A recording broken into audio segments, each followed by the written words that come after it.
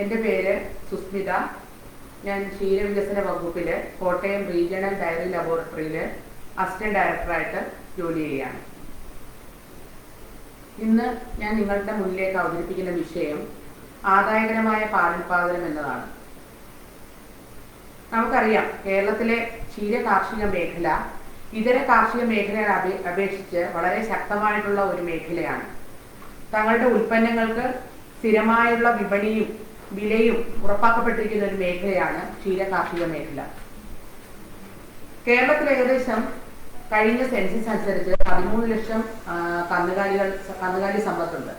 നമ്മുടെ കന്നുകാലി സമ്പത്ത് കഴിഞ്ഞ സെൻസസ് പ്രകാരം വർദ്ധിച്ചിരിക്കുന്ന ഒരു സാഹചര്യമാണുള്ളത്. അതോടൊപ്പം തന്നെ 8 ലക്ഷത്തോളം കർഷകർ ഈ മേഖലയെ ആശ്രയിച്ച് ഉപജീവനമാർഗം നടത്തുന്നുണ്ട്. ഈ കോവിഡാനന്തര കാലത്ത് പോലും നമുക്കറിയാം, പ്രവാസികളടക്കം ഏകദേശം 9 ലക്ഷത്തോളം പ്രവാസികൾ നമ്മുടെ കേരളത്തിലേക്ക് തിരികെ എത്തിയിരിക്കുകയാണ്. അവരിൽ തന്നെ ബഹുഭൂരിഭാഗവും തൊഴിലേരിതരാണ്. അവരൊക്കെ തന്നെ ഏറ്റവും കൂടുതൽ പ്രതീക്ഷയോടുകൂടി കടന്നു വരുന്ന ഒരു മേഖലയായി നമ്മുടെ ക്ഷീര കാർഷിക മേഖല മാറിയിട്ടുണ്ട്. ക്ഷീര കാർഷിക മേഖലയുടെ പ്രത്യേകത ഞാൻ മുമ്പേ പറഞ്ഞതുപോലെ തന്നെ സ്ഥിരമായ തങ്ങളുടെ ഉൽപ്പന്നത്തിന് സ്ഥിരമായിട്ടുള്ള വിലയും അതോടൊപ്പം തന്നെ വിപണിയും ഉറപ്പാക്കപ്പെട്ടിരിക്കുന്ന ഒരു മേഖലയാണ് ക്ഷീര കാർഷിക മേഖല. നമ്മുടെ ഇവിടുത്തെ ക്ഷീര സഹകരണ സംഘങ്ങളെല്ലാം തന്നെ അതിശക്തമായിട്ടുള്ള ഒരു സഹകരണ സംവിധാനം കേരളത്തിൽ ക്ഷീരമേഖലയിലുണ്ട്. കർഷകർ ഉൽപ്പാദിപ്പിക്കുന്ന ഒരു തുള്ളി പാല് പോലും വിറ്റഴിക്കാൻ പറ്റാത്ത ഒരു സ്ഥിതിവിശേഷം കേരളത്തിൽ ഇല്ല. കാരണം അത്രയും ശക്തമായിട്ടുള്ള ഒരു സഹകരണ മേഖലയാണ് നമ്മുടെ കേരളത്തിലെ ക്ഷീരമേഖല എന്ന് പറയുന്നത്. ഇവിടെ നമുക്ക് എല്ലാവർക്കും അറിയാം, ഏറ്റവും താഴെത്തട്ടിലെ പ്രാഥമിക ക്ഷീരോത്പാദക സഹകരണ സംഘങ്ങളുണ്ട്. അതിനു മുകളിൽ മിൽമയുണ്ട്. പിന്നെ പാൽ കേടുകൂടാതെ സംരക്ഷിക്കുന്നതിന് വേണ്ടി 450ഓളം BMCകൾ എല്ലാം തന്നെ പ്രവർത്തിക്കുന്നുണ്ട്. അപ്പൊ ഇതിന്റെ എല്ലാം തന്നെ ഒരു കൂട്ടായ പ്രവർത്തനത്തിന്റെ ഭാഗമായിട്ട് നമ്മുടെ ക്ഷീര കാർഷിക മേഖല വളരെ പ്രതീക്ഷാനിർഭരമായ രീതിയിൽ മുന്നോട്ട് പോയിക്കൊണ്ടിരിക്കുകയാണ്. അപ്പോൾ ഇന്ന് ഞാനിവിടെ കൈകാര്യം ചെയ്യുന്ന വിഷയം എന്ന് പറഞ്ഞു കഴിഞ്ഞാൽ ആദായകരമായ പാലുൽപാദനം എന്നാണ്. ആദായകരമായ പാലുൽപാദനം ഏത് ഉൽപാദന മേഖലയിലേക്ക് നമ്മൾ കടന്നു വന്നാലും ആ മേഖലയെ ആദായകരമായി മുന്നോട്ട് കൊണ്ടുപോയാൽ മാത്രമേ ആ മേഖലയിൽ നമുക്ക് പിടിച്ചു നിൽക്കാൻ സാധിക്കത്തുള്ളൂ, അല്ലെ? പ്രത്യേകിച്ചും ക്ഷീരമേഖലയെ സംബന്ധിച്ചോളം ഇതര കാർഷിക മേഖലകളെ അപേക്ഷിച്ച് ഏറ്റവും അധികം പ്രയാസം അനുഭവിക്കുന്ന ഒരു വിഭാഗക്കാരാണ് ക്ഷീര കർഷകർ. അപ്പം പുതിയ കർഷകർ ഈ മേഖലയിലേക്ക് കടന്നു വന്നാൽ, അല്ലെങ്കിൽ ഇപ്പോൾ നിലവിലുള്ള കർഷകരാണെങ്കിലും ഈ മേഖലയിൽ പിടിച്ചു നിൽക്കണമെങ്കിൽ അവരുടെ ഇപ്പോഴത്തെ പ്രവൃത്തി അല്ലെങ്കിൽ അവരുടെ പാലുൽപാദന മേഖല ആദായകരമായി മുന്നോട്ട് കൊണ്ടുപോകേണ്ട ഒരു സാഹചര്യമുണ്ട്. അപ്പൊ ഏതൊക്കെ കാര്യങ്ങളാണ് പാലുൽപാദനം ആദായകരമാക്കാൻ നമ്മൾ ശ്രദ്ധിക്കേണ്ടത് എന്നാണ് നമ്മൾ ഇന്ന് ഇവിടെ നോക്കിക്കാണുന്നത്. പാലുൽപാദനം ആദായകരമാക്കാൻ വേണ്ടി ഏറ്റവും ആദ്യം ചെയ്യേണ്ടത് ഈ മേഖലയുമായി ബന്ധപ്പെട്ട വിവിധ പരിശീലന പരിപാടികളിൽ പങ്കെടുക്കുക എന്ന് പറഞ്ഞാൽ അതോടൊപ്പം തന്നെ ഫാമുകൾ സന്ദർശിക്കുക. നമുക്കറിയാം, ക്ഷീരമേഖലയെ സംബന്ധിച്ചോളം വളരെ ഭംഗിയായി അല്ലെങ്കിൽ വളരെ ലാഭകരമായി പ്രവർത്തിക്കുന്ന ഒട്ടേറെ ഫാമുകൾ കേരളത്തിലുണ്ട്. അപ്പോൾ ഈ പുതുതായി മേഖലയിലേക്ക് കടന്നു വരുന്നവർ ആകട്ടെ, അല്ലെങ്കിൽ ഈ മേഖലയിൽ ഇപ്പം നിൽക്കുന്നവരാകട്ടെ, നല്ല ആദായകരമായി പ്രവർത്തിക്കുന്ന ഫാമുകൾ സന്ദർശിക്കേണ്ടത് വളരെ അത്യാവശ്യമാണ്. അതോടൊപ്പം തന്നെ നമുക്കറിയാം, കിസാൻ കൃഷിദീപം പോലെയുള്ള അല്ലെങ്കിൽ എല്ലാ ദൃശ്യശ്രാവ്യ മാധ്യമങ്ങൾ എല്ലാം തന്നെ ഈ കാർഷിക മേഖലയുമായി ബന്ധപ്പെട്ട ഒട്ടേറെ പരിപാടികൾ ഇപ്പോൾ സംപ്രേഷണം ചെയ്യുന്നുണ്ട്. ഈ മേഖലയിലെ സക്സസ് സ്റ്റോറീസ്, വിജയഗാഥ രചിച്ച ഒട്ടേറെ ആളുകളുടെ വിജയഗാഥകൾ പത്രമാധ്യമങ്ങളിലൂടെയും അതോടൊപ്പം തന്നെ ദൃശ്യശ്രാവ്യ മാധ്യമങ്ങളിലൂടെയൊക്കെ വരാറുണ്ട്. അപ്പൊ അതെല്ലാം തന്നെ നമ്മൾ കൂടുതൽ അറിവ് ഈ മേഖലയിൽ ആർജിക്കുക, ഈ മേഖലയിൽ കടന്നു വരുമ്പോൾ കൂടുതൽ അറിവ് ഈ മേഖലയിൽ ആർജിക്കുക എന്നുള്ളത് ഏറ്റവും പ്രധാനപ്പെട്ട ഒരു കാര്യമാണ്. കാരണം ഏത് മേഖലയാണെങ്കിലും അതിന്റെ ഗുണങ്ങളും ദോഷങ്ങളും നന്നായി മനസ്സിലാക്കിയ ശേഷം ആ മേഖലയിലേക്ക് കടന്നു വരുമ്പോൾ തീർച്ചയായും നമുക്ക് മേഖലയിൽ ഉണ്ടാകാവുന്ന ചില പ്രത്യാഘാതങ്ങൾ മുൻകൂട്ടി കാണുവാൻ സാധിക്കും. അപ്പം ഏറ്റവും ആദ്യം നമ്മൾ ശ്രദ്ധിക്കേണ്ട കാര്യം എന്ന് പറഞ്ഞു കഴിഞ്ഞാൽ ഈ മേഖലയുമായി കൂടുതൽ പരിചയപ്പെടുന്നതിന്റെ ഭാഗമായിട്ട് ഫാമുകൾ സന്ദർശിക്കുക, അതോടൊപ്പം തന്നെ പരിശീലന പരിപാടികളിൽ പങ്കെടുക്കുക.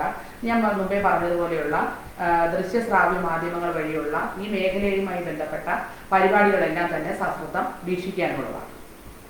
അതോടൊപ്പം തന്നെ പിന്നെ നമ്മൾ ഏറ്റവും ശ്രദ്ധിക്കേണ്ട കാര്യം എന്ന് പറഞ്ഞു കഴിഞ്ഞാൽ ആരോഗ്യമുള്ള പശുക്കളെ തിരഞ്ഞെടുക്കലെന്നാണ്. അപ്പൊ തീർച്ചയായിട്ടും ഈ മേഖലയിലേക്ക് പുതിയ കർഷകർ കടന്നു വരുമ്പോൾ നമ്മൾ ആദ്യം തന്നെ ഇപ്പൊ ക്ഷീരവികസന വകുപ്പിലെ ഞാൻ ജോലി ചെയ്യുന്നത് കൊണ്ട് തന്നെ ഫാം തുടങ്ങണമെന്ന ആവശ്യവുമായി ബന്ധപ്പെട്ട ഒട്ടേറെ ആളുകൾ നമ്മുടെ ഓഫീസുമായി ബന്ധപ്പെടാറുണ്ട്. അപ്പൊ നമ്മൾ ആദ്യമായി അവരോട് പറയുന്നത് എന്ന് പറഞ്ഞാൽ, പശുക്കളെ വാങ്ങുന്നതിനൊക്കെ മുമ്പേ തന്നെ ആദ്യമായി അവരോട് പറയുന്ന ഒരു കാര്യം എന്ന് പറഞ്ഞാൽ, നിങ്ങൾ സ്വന്തമായിട്ട് തീറ്റപ്പുൽ കൃഷി അല്ലെങ്കിൽ പശു നമ്മൾ പുതുതായി ഫാം തുടങ്ങുമ്പോൾ നമ്മുടെ വീട്ടിലേക്ക് പശു എത്തുമ്പോൾ ആ പശുവിന് ആവശ്യമുള്ളത്രയും തീറ്റപ്പുല്ല് അവിടെ വെച്ചു പിടിപ്പിക്കാനുള്ള ഒരു ശ്രമം നടക്കും. മതിയായ സ്ഥലത്ത് തീറ്റപ്പുൽ കൃഷി ചെയ്യുക എന്നുള്ളതാണ്. കാരണം ഈ മേഖലയിലെ ഇപ്പോൾ നേരിടുന്ന ഏറ്റവും പ്രധാനപ്പെട്ട പ്രതിസന്ധി എന്ന് പറഞ്ഞു കഴിഞ്ഞാൽ തന്നെ ഉൽപാദന ചെലവ് കൂടുതൽ എന്നുള്ളതാണ്. ഉൽപാദന ചെലവിന്റെ 70% തീറ്റയിൽ വരുന്ന ചെലവാണ്. അതുകൊണ്ട് തന്നെ ഏറ്റവും ആദ്യം നമ്മൾ പശുക്കളെ തിരഞ്ഞെടുക്കുന്നതിന് മുമ്പ് തന്നെ മതിയായ സ്ഥലത്ത് തീറ്റപ്പുൽ കൃഷി ചെയ്യുക എന്നാണ് നമ്മൾ ആദ്യമേ തന്നെ പറഞ്ഞു കൊടുക്കുന്നത്. അപ്പം മിക്കവാറും കർഷകർ നമ്മളോട് സൂചിപ്പിക്കും, സ്വന്തമായി സ്ഥലമില്ലാത്ത കർഷകരാണ്, ഇവിടെ സ്ഥലത്തിന് പരിമിതി വളരെയധികം ഉണ്ട്. അപ്പം ഫാം തുടങ്ങുന്ന കർഷകരാണെങ്കിൽ തീർച്ചയായിട്ടും പാട്ടത്തിനെടുത്താണെങ്കിൽ പോലും മതിയായ സ്ഥലത്ത് തീറ്റപ്പുൽ കൃഷി ചെയ്യേണ്ടതാണ്. അപ്പോൾ തീറ്റപ്പുൽ കൃഷിയുമായി ബന്ധപ്പെട്ട കാര്യങ്ങളെ കുറിച്ചൊക്കെ ഈ സ്ലൈഡിൽ ഇനി ഇതിനോടൊപ്പം വരുന്ന സ്ലൈഡുകളിൽ വളരെ വിശദമായിട്ട് നമ്മൾ ചർച്ച ചെയ്യുന്നുണ്ട്. അപ്പോൾ ആദ്യം പശുക്കളുടെ തെരഞ്ഞെടുപ്പുമായി ബന്ധപ്പെട്ട് നമ്മൾ ശ്രദ്ധിക്കേണ്ട കാര്യങ്ങൾ എന്തൊക്കെയാണെന്ന് നമുക്ക് നോക്കാം. അത് അതിൻ്റെ വർഗ്ഗഗുണം, അതിൻ്റെ ഉൽപാദനക്ഷമത, പ്രായം, പാരമ്പര്യം, പാലിൻ്റെ ഗുണം, ശരീരഘടന, പശുവിൻ്റെ സ്വഭാവം, അതോടൊപ്പം തന്നെ ആരോഗ്യം. ഈ പറഞ്ഞ കാര്യങ്ങളെല്ലാം തന്നെ ഗുരുക്കളെ അല്ലെങ്കിൽ പശുക്കളെ തിരഞ്ഞെടുക്കുമ്പോൾ നമ്മൾ ശ്രദ്ധിക്കേണ്ടതാണ്. ആരോഗ്യത്തെക്കുറിച്ച് പറയുകയാണെങ്കിൽ ഒരു പശുവിനെ കണ്ടു കഴിഞ്ഞാൽ തന്നെ, പശുവിനെ വാങ്ങിക്കാൻ നമ്മൾ പുതുതായിട്ട് പോയി കഴിഞ്ഞാൽ ഒരു പശു ആരോഗ്യമുള്ള ഒരു പശു എന്ന് പറയുമ്പോൾ അതിന് ചില ലക്ഷണങ്ങളൊക്കെ ഉണ്ട്. ഇപ്പം പശുക്കളെ സംബന്ധിച്ചോളം ന്യാസാരേന്ദ്രങ്ങളുടെ ഇടയ്ക്കുള്ള കറുത്ത ഭാഗം, അതായത് നോസ്ട്രൽസ് എപ്പോഴും നല്ല മോയ്സ്ചറൈസ്ഡ് ആയിട്ട് അല്ലെങ്കിൽ നല്ല നനവും ഈർപ്പവും ഉള്ളതായിരിക്കണം പശുക്കളെ സംബന്ധിച്ചോളം. അതോടൊപ്പം തന്നെ പശുക്കളുടെ രോമം നല്ല മിനുസമുള്ളതും ചർമ്മം നല്ല അയവുള്ളതും അതുപോലെ മുടി കൊഴിച്ചിലും അല്ലെങ്കിൽ ചർമ്മ രോഗങ്ങളും ഒന്നും ഇല്ലാത്ത രീതിയിലുള്ള ഇതെന്ന് പറഞ്ഞാൽ ഒരു ആരോഗ്യമുള്ള പശുവിൻ്റെ ലക്ഷണമാണ്. നല്ല മേനിക്കൊഴുപ്പുള്ള ശരീരം, അത് ആരോഗ്യമുള്ള ഒരു പശുവിൻ്റെ ലക്ഷണമാണ്. അകിടിനെ സംബന്ധിച്ചോളം ഒരു പശുവിന് നമ്മൾ മാർക്കിടുമ്പോൾ ഏറ്റവും കൂടുതൽ മാർക്ക് അല്ലെങ്കിൽ നമ്മൾ ഏറ്റവും കൂടുതൽ ശ്രദ്ധിക്കേണ്ടത് അതിൻ്റെ എന്താ പറയുന്നത് പ്രൊഡക്റ്റീവ് കപ്പാസിറ്റിയാണ്. അപ്പം അകിടിനെ സംബന്ധിച്ചോളം നല്ല മുലക്കാമ്പുകൾ നല്ല വലിപ്പമുള്ളതും അതോടൊപ്പം തന്നെ അകന്നു നിൽക്കുന്നതും, നമ്മൾ പിൻവശത്തു നിന്ന് നോക്കുമ്പോൾ എല്ലാ കാമ്പുകളും ഒരേ ലെവലിൽ തന്നെ ഉള്ള കാമ്പുകളും ആയിരിക്കണം എന്നുള്ളതാണ്. നല്ല വലിപ്പമുള്ളതും മാർദ്ദമുള്ളതും ശരീരത്തോട് നന്നായിട്ട് ബന്ധപ്പെട്ട് നിൽക്കുന്നതും അതോടൊപ്പം തന്നെ നമ്മൾ കറന്നു കഴിഞ്ഞു കഴിഞ്ഞാൽ പൂർണ്ണമായിട്ടും ചുരുങ്ങുന്നതുമായിരിക്കണം അകിട്. പിന്നെ പാൽ ഞരമ്പുകൾ, അകിടിൽ നമ്മൾ നോക്കിയാൽ അറിയാം, നല്ല ഉൽപാദന ശേഷിയുള്ള പശുവിൻ്റെ അകിടിൽ നമ്മൾ നോക്കിയാൽ നല്ല പാൽ ഞരമ്പുകൾ നല്ല തടിച്ചതും വളഞ്ഞു കുളഞ്ഞതും പല ബ്രാഞ്ച് സ്റ്റാവുകളോട് കൂടിയതുമായിരിക്കണം. ഇപ്പോൾ ഈ പശുവിനെ തന്നെ നോക്കിയാൽ അറിയാം, നല്ല പ്രൊഡക്ഷൻ കപ്പാസിറ്റി ഉള്ള പശുവാണെങ്കിൽ അതിൻ്റെ അകിടിലെ പാൽ ഞരമ്പുകൾ നന്നായിട്ട് വികസിച്ചതും നല്ല ശാഖകളോട് കൂടിയതും ആയിരിക്കണം. അപ്പോൾ നല്ല പ്രൊഡക്ഷൻ അല്ലെങ്കിൽ കൂടുതൽ ഉൽപാദന ശേഷിയുള്ള പശുവിൻ്റെ ഒരു ലക്ഷണമാണത്. നമ്മൾ പശുവിനെ വാങ്ങാൻ പോകുമ്പോൾ തന്നെ മുൻപ് രോഗങ്ങൾ ഉണ്ടായിട്ടുണ്ടോ എന്ന് കൃത്യമായിട്ട് അന്വേഷിച്ചറിയണം. അകിടുവീക്കം പോലുള്ള രോഗങ്ങൾ മിക്കവാറും പശുക്കളിൽ കണ്ടുവരാനുള്ള രോഗങ്ങളാണ് അല്ലേ.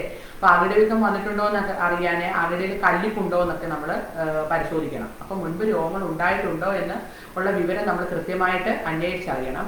അതോടൊപ്പം തന്നെ 3 പ്രസവത്തിലധികം നടന്നിട്ടില്ല എന്ന് നമ്മൾ ഉറപ്പുവരുത്തണം. നമുക്കറിയാം ഒരു പശുവിൻ്റെ പരമാവധി ഉൽപാദന ശേഷി എന്ന് പറഞ്ഞു കഴിഞ്ഞാൽ 3ാമത്തെ പ്രസവത്തിലൊക്കെയാണ്, 3rd ലാക്ടേഷനിലാണ് പീക്ക് ഈൽഡ് ഏറ്റവും കൂടുതൽ ഉൽപാദനം കിട്ടുന്നത് 3rd ലാക്ടേഷനിലൊക്കെയാണ്. അപ്പോൾ നമ്മൾ പശുക്കളെ വാങ്ങുമ്പോൾ അതായത് 2ാമത്തെ പ്രസവത്തിൽ ഉള്ള 2-3 പ്രസവത്തിന് ഇടയ്ക്കുള്ള രീതിയിൽ വേണം പശുക്കളെ വാങ്ങാൻ അല്ലേ. അതിൻ്റെ അപ്പം ഏറ്റവും കൂടുതൽ പീക്ക് ഈൽഡ് കിട്ടുന്നത് തന്നെ 3ാമത്തെ പ്രസവത്തിലാണ് ഞാൻ സൂചിപ്പിക്കാം. അതോടൊപ്പം തന്നെ പശുക്കളെ വാങ്ങുമ്പോൾ അല്ലെങ്കിൽ ഉരുക്കളെ തിരഞ്ഞെടുക്കുമ്പോൾ നമ്മൾ ഏറ്റവും അധികം ശ്രദ്ധിക്കേണ്ട മറ്റൊരു കാര്യമാണ് അതിൻ്റെ പ്രായം എന്നുള്ളത് അല്ലേ. പശുവിൻ്റെ പ്രായം എന്നുള്ളത്, കാരണം നമ്മുടെ തമിഴ്നാട്ടിലൊക്കെ ഇപ്പോൾ ക്ഷീരവികസന വകുപ്പിൻ്റെ മിഷൻ ഡെവലപ്മെൻറ്റ് പ്രോഗ്രാംസിലൊക്കെ നമ്മൾ പശുവിനെ വാങ്ങാൻ വേണ്ടി കർഷകർ അന്യ സംസ്ഥാനങ്ങളിൽ നിന്ന് പശുവിനെ വാങ്ങുന്നതിൻ്റെ ഭാഗമായി കർഷകർ പോകാറൊക്കെ ഉണ്ട് അല്ലേ. അപ്പോൾ അവിടെയൊക്കെ ചെല്ലുമ്പോൾ പ്രായം നമുക്ക് ചിലപ്പോൾ പലപ്പോഴും നമുക്ക് കണ്ടെത്താൻ സാധിക്കാതെ വരുന്നൊരു സാഹചര്യമുണ്ട്. കാരണം കർഷകരെ സംബന്ധിച്ചോളം അവർ പ്രായം മനസ്സിലാക്കുന്നത് പല്ല് നോക്കും, അതോടൊപ്പം തന്നെ കൊമ്പുകളിലെ വളയങ്ങൾ നോക്കിയും പ്രായം, വളയങ്ങളുടെ എണ്ണത്തിന് 2 കൊണ്ട് കൂട്ടിയാൽ അതിൻ്റെ പ്രായം കിട്ടുമെന്നുള്ള കൺസെപ്റ്റിൻ്റെ ഭാഗമായിട്ട് പ്രായം നമ്മൾ നോക്കാറുണ്ട്. അപ്പോൾ പ്രസവം കഴിഞ്ഞ് ആദ്യത്തെ 2-3 ആഴ്ചയ്ക്കുള്ളിൽ തന്നെ പശുവിനെ വാങ്ങണം. ആ രീതിയിൽ വേണം നമ്മൾ പശുവിനെ കണക്കാക്കേണ്ടത്. ഞാൻ മുമ്പേ പറഞ്ഞ പോലെ വളയങ്ങൾ നോക്കി നമുക്ക് പ്രായം കണക്കാക്കാം. പക്ഷെ പലപ്പോഴും നമ്മളെ കബളിപ്പിക്കാൻ വേണ്ടി ഈ വളയങ്ങൾ കാണാത്ത രീതിയിൽ കൊമ്പുകളൊക്കെ നന്നായിട്ട് അതെല്ലാം ഉടച്ച് മിനുസപ്പെടുത്തി അത് കളറൊക്കെ അടിച്ച് പശുവിനെ നിർത്തുന്ന ഒരു സാഹചര്യമൊക്കെ നമ്മൾ കാണുന്നു അല്ലേ. പക്ഷെ പല്ല് നോക്കിയാണ് ഏറ്റവും പ്രധാനമായിട്ട് പശുവിന്റെ പ്രായം നമുക്ക് നിർണ്ണയിക്കാൻ പറ്റുന്നത്. ഒരു പശു ജനിക്കുമ്പോൾ അതിൽ ഒരു ജോഡി പാൽപ്പല്ലുകളാണ് ഉണ്ടാകുന്നത്. രണ്ടാമത്തെ ആഴ്ചയാകുമ്പോൾ 2 ജോഡി പാൽപ്പല്ല്, മൂന്നാമത്തെ ആഴ്ചയാകുമ്പോൾ 3 ജോഡി പാൽപ്പല്ല്, നാലാമത്തെ ആഴ്ചയിൽ 4 ജോഡി പാൽപ്പല്ല്. പിന്നെ 1 വയസ്സാകുമ്പോഴത്തേക്ക് ഈ നടുക്കുള്ള 1 ജോഡി പാൽപ്പല്ലുകൾക്ക് തേയ്മാനം സംഭവിക്കും. 1.25 വയസ്സൊക്കെ ആകുമ്പോൾ 2 ജോഡി പാൽപ്പല്ലുകൾക്ക് തേയ്മാനം സംഭവിക്കും. 1.5 വയസ്സാകുമ്പോൾ 3 ജോഡി പാൽപ്പല്ലുകൾക്കും തേയ്മാനം സംഭവിക്കും. 2 വയസ്സാകുമ്പോൾ ഈ നടുക്കുള്ള 4 ജോഡി പാൽപ്പല്ലുകൾക്കും തേയ്മാനം സംഭവിച്ച് 2 സ്ഥിരം ജോഡി പല്ലുകൾ 3 വയസ്സാകുമ്പോൾ പശുവിന് വരും അല്ലേ. അപ്പൊ 4 വയസ്സാകുമ്പോൾ 3 സ്ഥിരം ജോഡി പല്ലുകളും 5 വയസ്സാകുമ്പോൾ 4 ജോഡി സ്ഥിരം പല്ലുകളും വരും. 6 വയസ്സാകുമ്പോൾ നടുക്കുള്ള 1 ജോഡി സ്ഥിരം പല്ലുകൾക്ക് തേയ്മാനം സംഭവിക്കും. അപ്പൊ നമുക്ക് പശുവിന്റെ പല്ലിൽ നോക്കിയാൽ അതിന്റെ പ്രായം നമുക്ക് കൃത്യമായിട്ട് മനസ്സിലാക്കാൻ സാധിക്കും അല്ലെ. കീഴ്ത്താടിയിലെ 4 ജോഡി ഊളിപ്പല്ലുകളാണ് പ്രായ നിർണ്ണയത്തിന് ഉപയോഗിക്കുന്നത്. അപ്പൊ ഞാൻ ഈ പറഞ്ഞ രീതിയിലുള്ള സൈക്കിൾ പ്രകാരം പശുക്കളുടെ പിന്നെ എന്താ പറയുന്നത് പിന്നെ പല്ല് നോക്കിക്കഴിഞ്ഞാൽ കൃത്യമായിട്ടും നമുക്ക് പശുവിന്റെ പ്രായം കണക്കാക്കാൻ സാധിക്കുന്നതാണ്. അതോടൊപ്പം തന്നെ മറ്റൊരു പ്രധാനപ്പെട്ട കാര്യം എന്ന് പറയുന്നത് പശുവിന്റെ ഉൽപാദനക്ഷമതയാണ്. പശുവിന്റെ ഉൽപാദനക്ഷമത എന്ന് പറഞ്ഞാൽ ഏറ്റവും പ്രധാനപ്പെട്ട ഒരു കാര്യമാണ്. പിന്നെ എന്താ പറയുന്നത് പശുക്കളെ തിരഞ്ഞെടുക്കുമ്പോൾ ശ്രദ്ധിക്കേണ്ട ഏറ്റവും പ്രധാനപ്പെട്ട ഒരു കാര്യമാണ് പശുവിന്റെ ഉൽപാദനക്ഷമത എന്ന് പറയുന്നത്. പ്രതിദിനം 12 ലക്ഷം ലിറ്റർ വരെ ഉൽപാദനശേഷിയുള്ള ഉരുക്കളെ തിരഞ്ഞെടുക്കുന്നതാണ് ഏറ്റവും നല്ലത്. അതായത് പശുക്കളെ തിരഞ്ഞെടുക്കുമ്പോൾ പ്രതിദിനം പാലുൽപാദനം 12 ലിറ്റർ വരെയുള്ള പശുക്കളെ തിരഞ്ഞെടുക്കുന്നതാണ് ഏറ്റവും അഭികാമ്യം എന്ന് പറയുന്നത്. കാരണം നമ്മൾ കൂടുതൽ പശുക്കളുടെ എണ്ണം ഉൽപാദനക്ഷമത കുറഞ്ഞ കൂടുതൽ പശുക്കളെ വളർത്തിയിട്ട് കാര്യമില്ല, മറിച്ച് നല്ല ഉൽപാദനശേഷിയുള്ള പശുക്കളെ തൊഴുത്ത് വളർത്തുന്നതാണ് ഏറ്റവും അഭികാമ്യം എന്ന് പറയുന്നത്. അതോടൊപ്പം തന്നെ നമ്മൾ വാങ്ങാൻ ഉദ്ദേശിക്കുന്ന പശുവിന്റെ തുടർച്ചയായുള്ള 3 നേരത്തെ കറവയെങ്കിലും നേരിട്ട് കാണണമെന്നാണ് പറയുന്നത്. തമിഴ്നാട്ടിലൊക്കെ പോയി നമ്മൾ പശുവിനെ വാങ്ങുമ്പം കർഷകരെ മിക്കവാറും സമയം ഇല്ലാത്തതുകൊണ്ട് എന്ത് ചെയ്യും, പെട്ടെന്ന് പോയി പശുവിനെ വാങ്ങിക്കൊണ്ട് വരും. പക്ഷെ അവിടെ കറന്ന് നോക്കാനോ അല്ലെങ്കിൽ കറവയൊന്നും കണ്ട് വാങ്ങാത്തത് കൊണ്ട് തന്നെ തിരിച്ച് നമ്മുടെ നാട്ടിൽ വരുമ്പോൾ പലപ്പോഴും പ്രതീക്ഷിക്കുന്ന രീതിയിലുള്ള ഒരു ഉൽപ്പാദനം ആ പശുക്കളിൽ നിന്നും കിട്ടുകയില്ല നമുക്ക്. അതുകൊണ്ട് വാങ്ങാൻ ഉദ്ദേശിക്കുന്ന പശുവിനെ സംബന്ധിച്ചോളം തുടർച്ചയായിട്ടുള്ള 3 നേരത്തെ കറവയെങ്കിലും നേരിട്ട് കണ്ടുവേണം പശുവിനെ വാങ്ങാൻ വേണ്ടി. അതോടൊപ്പം തന്നെ ഉടൽനീളം കൂടിയ പശുക്കൾക്ക് ഉൽപാദനക്ഷമത കൂടുതലാവാൻ സാധ്യതയുണ്ട്. അപ്പം ലെങ്ത് കൂടുതലുള്ള പശുക്കളെ വാങ്ങുകയാണെങ്കിൽ അവർക്ക് കൂടുതൽ ഉൽപാദന ശേഷി വളരെ നല്ല ഉൽപാദന ശേഷി ഉണ്ടാകുന്നത്. അതോടൊപ്പം തന്നെ മറ്റൊരു പ്രധാനപ്പെട്ട കാര്യമാണ് പശുവിന്റെ വർഗ്ഗഗുണം എന്ന് പറയുന്നത്. അതായത് നാടൻ പശുക്കൾക്ക് ഇൻഡിജിനസ് കാറ്റിന് മറ്റ് ഫോറിൻ ബ്രീഡുകളെ അപേക്ഷിച്ച് രോഗപ്രതിരോധ ശേഷിയും അതോടൊപ്പം തന്നെ കാലാവസ്ഥയെ അതിജീവിക്കാനുള്ള നല്ല ശേഷിയുണ്ട് അതായത് നാടൻ പശുക്കൾക്ക്. പക്ഷെ ഫോറിൻ ബ്രീഡുകൾക്ക് നമ്മുടെ ഇവിടുത്തെ കാലാവസ്ഥയിൽ നാടൻ പശുക്കളെ പോലെ തന്നെ നല്ല രീതിയിൽ പെർഫോം ചെയ്യാൻ സാധിക്കാറില്ല. പിന്നെ വർഗ്ഗഗുണത്തിൽ തന്നെ HFന്റെ കാര്യമാണെങ്കിലും ജേഴ്സിയുടെ കാര്യം എടുത്താലും HFനെ സംബന്ധിച്ചോളം HFന് പ്രൊഡക്ഷൻ വളരെ കൂടുതലാണ്, പക്ഷെ അതിൽ പാലിന്റെ കൊഴുപ്പ് കുറവാണ്. ജേഴ്സിയെ സംബന്ധിച്ചോളം HFനെ അപേക്ഷിച്ച് പ്രൊഡക്ഷൻ കുറവാണ്, പക്ഷെ അതിന്റെ പാലില് കൊഴുപ്പിന്റെ അളവ് വളരെയധികം കൂടുതലാണ്. അപ്പൊ അതാണ് ഫോറിൻ ബ്രീഡിനെ സംബന്ധിച്ചുള്ളത്. പിന്നെ മറ്റ് പ്രധാനപ്പെട്ട ഒരു കാര്യമാണ് പാരമ്പര്യം എന്ന് പറയുന്നത്. ഇപ്പം മൂരിക്കിടാങ്ങളോടൊപ്പം ജനിക്കുന്ന കിടാരികളിൽ പ്രത്യേകിച്ച് പ്രീ മാർട്ടിൻ എന്നാണ് അതിനെ പറയുന്നത്. അതിന് മിക്കവാറും കൗവിന് ഇൻഫെർട്ടിലിറ്റി അല്ലെങ്കിൽ വന്ധ്യത കാണപ്പെടാനുള്ള സാധ്യത ഉള്ളതിനാൽ അങ്ങനത്തെ പശുക്കളെ നമ്മൾ ഒഴിവാക്കുന്നതാണ് നല്ലത്. ഇനി അടുത്ത ഒരു പ്രധാനപ്പെട്ട കാര്യമാണ് പശുവിന്റെ സ്വഭാവം എന്ന് പറയുന്നത്. അപ്പോൾ ആദ്യ ചുരത്തലിൽ തന്നെ നമ്മൾ മുഴുവൻ പാല് ലഭിക്കണം. അതുപോലെ തന്നെ കുട്ടിയെ വിടാതെ തന്നെ പാല് ചുരത്തുന്ന ശീലം വേണം, കറവ സമയത്തുള്ള അനുസരണ, അതോടൊപ്പം തന്നെ മറ്റ് ദുശീലങ്ങൾ, തൊഴി അല്ലെങ്കിൽ തിരിഞ്ഞു നിന്ന് പാല് കുടിക്കുന്ന ദുശീലങ്ങൾ, ഇങ്ങനെയുള്ള ദുശീലങ്ങളൊക്കെ ഉള്ള പശുക്കളെ ഒഴിവാക്കുന്നതാണ് നല്ലത്. അപ്പോൾ നമ്മൾ പശുക്കളെ അല്ലെങ്കിൽ ഉരുക്കളെ തിരഞ്ഞെടുക്കുമ്പോൾ ഈ പറയുന്ന കാര്യങ്ങളെല്ലാം തന്നെ കൃത്യമായിട്ട് ശ്രദ്ധിക്കേണ്ടതായിട്ടുണ്ട്. ഇനി മറ്റ് ഒരു പ്രധാനപ്പെട്ട പാലുൽപാദനം ആദായകരമാക്കാനുള്ള മറ്റൊരു പ്രധാനപ്പെട്ട കാര്യമാണ് തീറ്റ എന്ന് പറയുന്നത്. പശുവിന്റെ ഫീഡ് തിരഞ്ഞെടുക്കുക എന്ന് പറയുന്നത് അല്ലെ. ഒരു പശു പരിപാലനത്തെ സംബന്ധിച്ചോളം ഏറ്റവും കൂടുതൽ ചെലവ് വരുന്ന ഒരു മേഖലയാണ് എന്താ പറയുക തീറ്റ ചെലവ് എന്ന് പറയുന്നത്. 70% തീറ്റ ചെലവിലാണ് ഉത്പാദന ചെലവിൽ വരുന്നത്. പലപ്പോഴും ക്ഷീര കർഷകർക്ക് ഈ മേഖല ആദായകരമാകാത്തതിന്റെ ഒരു പ്രധാനപ്പെട്ട കാര്യം എന്ന് പറഞ്ഞു കഴിഞ്ഞാൽ ശാസ്ത്രീയമായിട്ടുള്ള തീറ്റ രീതികൾ അവലംബിക്കാത്തത് തന്നെയാണെന്ന് പറയാൻ സാധിക്കും. അതായത് കൃത്യമായ ഒരു കണക്കില്ലാത്ത രീതിയിൽ പശുവിന്റെ ബോഡി വെയിറ്റ് അനുസരിച്ച് ഒന്നും അല്ലാതെ തീറ്റ കൊടുക്കുമ്പോൾ തന്നെ എന്താ പറയുന്നത് വലിയ രീതിയിലുള്ളൊരു നഷ്ടം ഈ മേഖലയിൽ സംഭവിക്കുന്നുണ്ട്. അപ്പോൾ പച്ചപ്പുല്ല് ധാരാളമായിട്ടൊക്കെ ഉള്ളപ്പോൾ പച്ചപ്പുല്ല് ഞാൻ ആദ്യമേ തന്നെ പറഞ്ഞു, പുതുതായിട്ട് ഫാം തുടങ്ങുമ്പോൾ അല്ലെങ്കിൽ ഈ മേഖലയിലേക്ക് കടന്നു വരുമ്പോൾ ഏറ്റവും ആദ്യം ചെയ്യേണ്ടത് മതിയായ സ്ഥലത്ത് തീറ്റപ്പുൽ കൃഷി ചെയ്യുക എന്നുള്ളതാണ്. അത് ഫ്രീ ആയിട്ട് നമുക്ക് സ്വന്തമായി സ്ഥലമുണ്ടെങ്കിൽ ക്ഷീരവികസന വകുപ്പിൽ നിന്നും തീറ്റപ്പുൽ കൃഷി ചെയ്യുന്നതിന് വേണ്ടി പുൽക്കടകൾ തരാറുണ്ട്. അതോടൊപ്പം തന്നെ പുൽകൃഷി ചെയ്യുന്നതിന് വേണ്ടി പിന്നെ നമ്മൾ സബ്സിഡിയും കൊടുക്കാറുണ്ട്. ക്ഷീരവികസന വകുപ്പ് ഒരു സെന്റിന് 50 രൂപ പ്രകാരം പുൽകൃഷി ചെയ്യുന്നതിന് വേണ്ടി നമ്മൾ സബ്സിഡിയും കൊടുക്കാറുണ്ട്. അതോടൊപ്പം തന്നെ ഈ പിന്നെ തീറ്റപ്പുല്ലിന്റെ കടകളും നമ്മൾ കർഷകർക്ക് പിന്നെ പാൽ സൊസൈറ്റികൾ വഴി എത്തിച്ചു കൊടുക്കാറുണ്ട്. അപ്പോൾ സ്വന്തമായി സ്ഥലമുള്ള കർഷകരാണെങ്കിൽ പരമാവധി സ്ഥലത്ത് തീറ്റപ്പുൽ കൃഷി ചെയ്യണം. ഇനി സ്ഥലമില്ലാത്ത കർഷകരാണെങ്കിൽ പോലും പാട്ടത്തിനെടുത്താണെങ്കിലും എന്ത് ചെയ്യണം, തീറ്റപ്പുൽ കൃഷി ചെയ്യണം. കാരണം തീറ്റപ്പുൽ കൃഷിയെ സംബന്ധിച്ചോളം ആദ്യത്തെ ഒരു ഇനിഷ്യൽ ഇൻവെസ്റ്റ്മെന്റ് മാത്രമേ ഉള്ളൂ. അതായത് ആദ്യമായി നമ്മൾ കൃഷി ചെയ്യുമ്പോൾ കൃത്യമായിട്ട് വളപ്രയോഗം നടത്തി അടിമണ്ണ് ഇളക്കി റോട്ടവേറ്ററൊക്കെ ഉപയോഗിച്ച് അടിമണ്ണ് കൃത്യമായിട്ട് ഇളക്കി നന്നായിട്ട് ഒരിക്കൽ കൃഷി ചെയ്തു കഴിഞ്ഞു കഴിഞ്ഞാൽ പിന്നീട് നമ്മളുടെ ഫാമിൽ തന്നെ ഉണ്ട് ഇതിന് വേണ്ട കൃത്യമായിട്ട് ഇപ്പം മൂത്രമാണെങ്കിലും ചാണകമാണെങ്കിലും സ്ലറി ഉപയോഗിച്ച് നമുക്ക് കൃത്യമായിട്ട് അതിന് വളം കൊടുക്കാൻ സാധിക്കും. അപ്പൊ തുടക്കത്തില് വലിയ മുടക്കുമുതലൊന്നും വേണ്ടാതെ കൃത്യമായിട്ട് നമുക്ക് പശുക്കൾക്ക് കൊടുക്കാൻ പറ്റുന്ന പുൽകൃഷി, അതായത് തീറ്റപ്പുല്ല് നമ്മുടെ ഫാമിൽ തന്നെ ഉത്പാദിപ്പിച്ചാൽ നല്ല രീതിയിൽ തന്നെ നമുക്ക് ഉത്പാദന ചെലവ് കുറയ്ക്കാൻ സാധിക്കും. അപ്പൊ പുല്ല് ധാരാളമായിട്ടുള്ളപ്പോൾ കറവ പശുക്കൾക്ക് ദിവസവും ഒരു 30 കിലോ എങ്കിലും പച്ചപ്പുല്ല് കൃത്യമായിട്ട് നൽകണം. മിനിമം 30 കിലോ എങ്കിലും പച്ചപ്പുല്ല് നൽകണം. നന്നായിട്ട് പച്ചപ്പുല്ലുള്ള സമയത്ത്. പച്ചപ്പുല്ല് കുറവുള്ളപ്പോഴാണെങ്കിൽ ദിവസവും 6 കിലോ വൈക്കോലും പച്ചപ്പുല്ലിന് പകരമായിട്ട് ഒരു 1.25 കിലോ സാന്ദ്രീകൃത തീറ്റയും അതായത് കോൺസെൻട്രേറ്റ്സും നമ്മൾ നൽകണം. അതോടൊപ്പം തന്നെ കറവ സാധാരണയായിട്ട് എല്ലാ കർഷകരെയും നമ്മളോട് കൃത്യമായിട്ട് ചോദിക്കാറുള്ളതാണ് ഏത് രീതിയിലാണ് നമ്മൾ ഈ റേഷൻ കൊടുക്കേണ്ടത് അല്ലെങ്കിൽ കാലിത്തീറ്റ ഏത് ക്രമത്തിലാണ് പശുക്കൾക്ക് കൊടുക്കേണ്ടത് നമ്മൾ കൃത്യമായിട്ട് ചോദിക്കാറുണ്ട്. അപ്പം 1 ലിറ്റർ പാലിന് 400 ഗ്രാം എന്ന തോതിലാണ് അതിൻ്റെ കോൺസെൻട്രേറ്റ്സ് കൊടുക്കേണ്ടത്. അതോടൊപ്പം തന്നെ അതിൻ്റെ ബോഡി ശരീര സംരക്ഷണത്തിന് വേണ്ടി ഒരു മിനിമം 2 കിലോ എന്ന രീതിയിൽ കാലിത്തീറ്റ കൊടുക്കണം.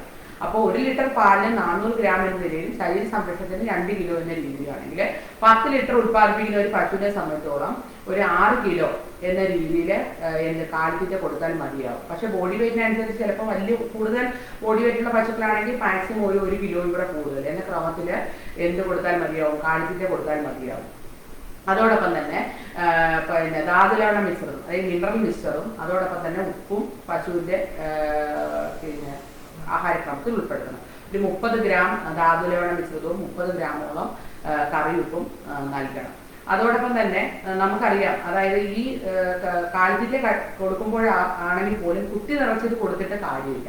കാരണം ഒരു സമയത്ത് ഇതിൻ്റെ ആമാശയത്തിന് 2 കിലോയിൽ കൂടുതൽ ഈ കോൺസെൻട്രേറ്റ്സിനെ ദഹിപ്പിക്കാനുള്ള കഴിവില്ലാത്തത് കൊണ്ട് തന്നെ കൃത്യമായ ഇടവേളകളിൽ വേണം നമ്മൾ എന്ത് ചെയ്യേണ്ടത്, പശുക്കൾക്ക് തീറ്റ നൽകേണ്ടത്.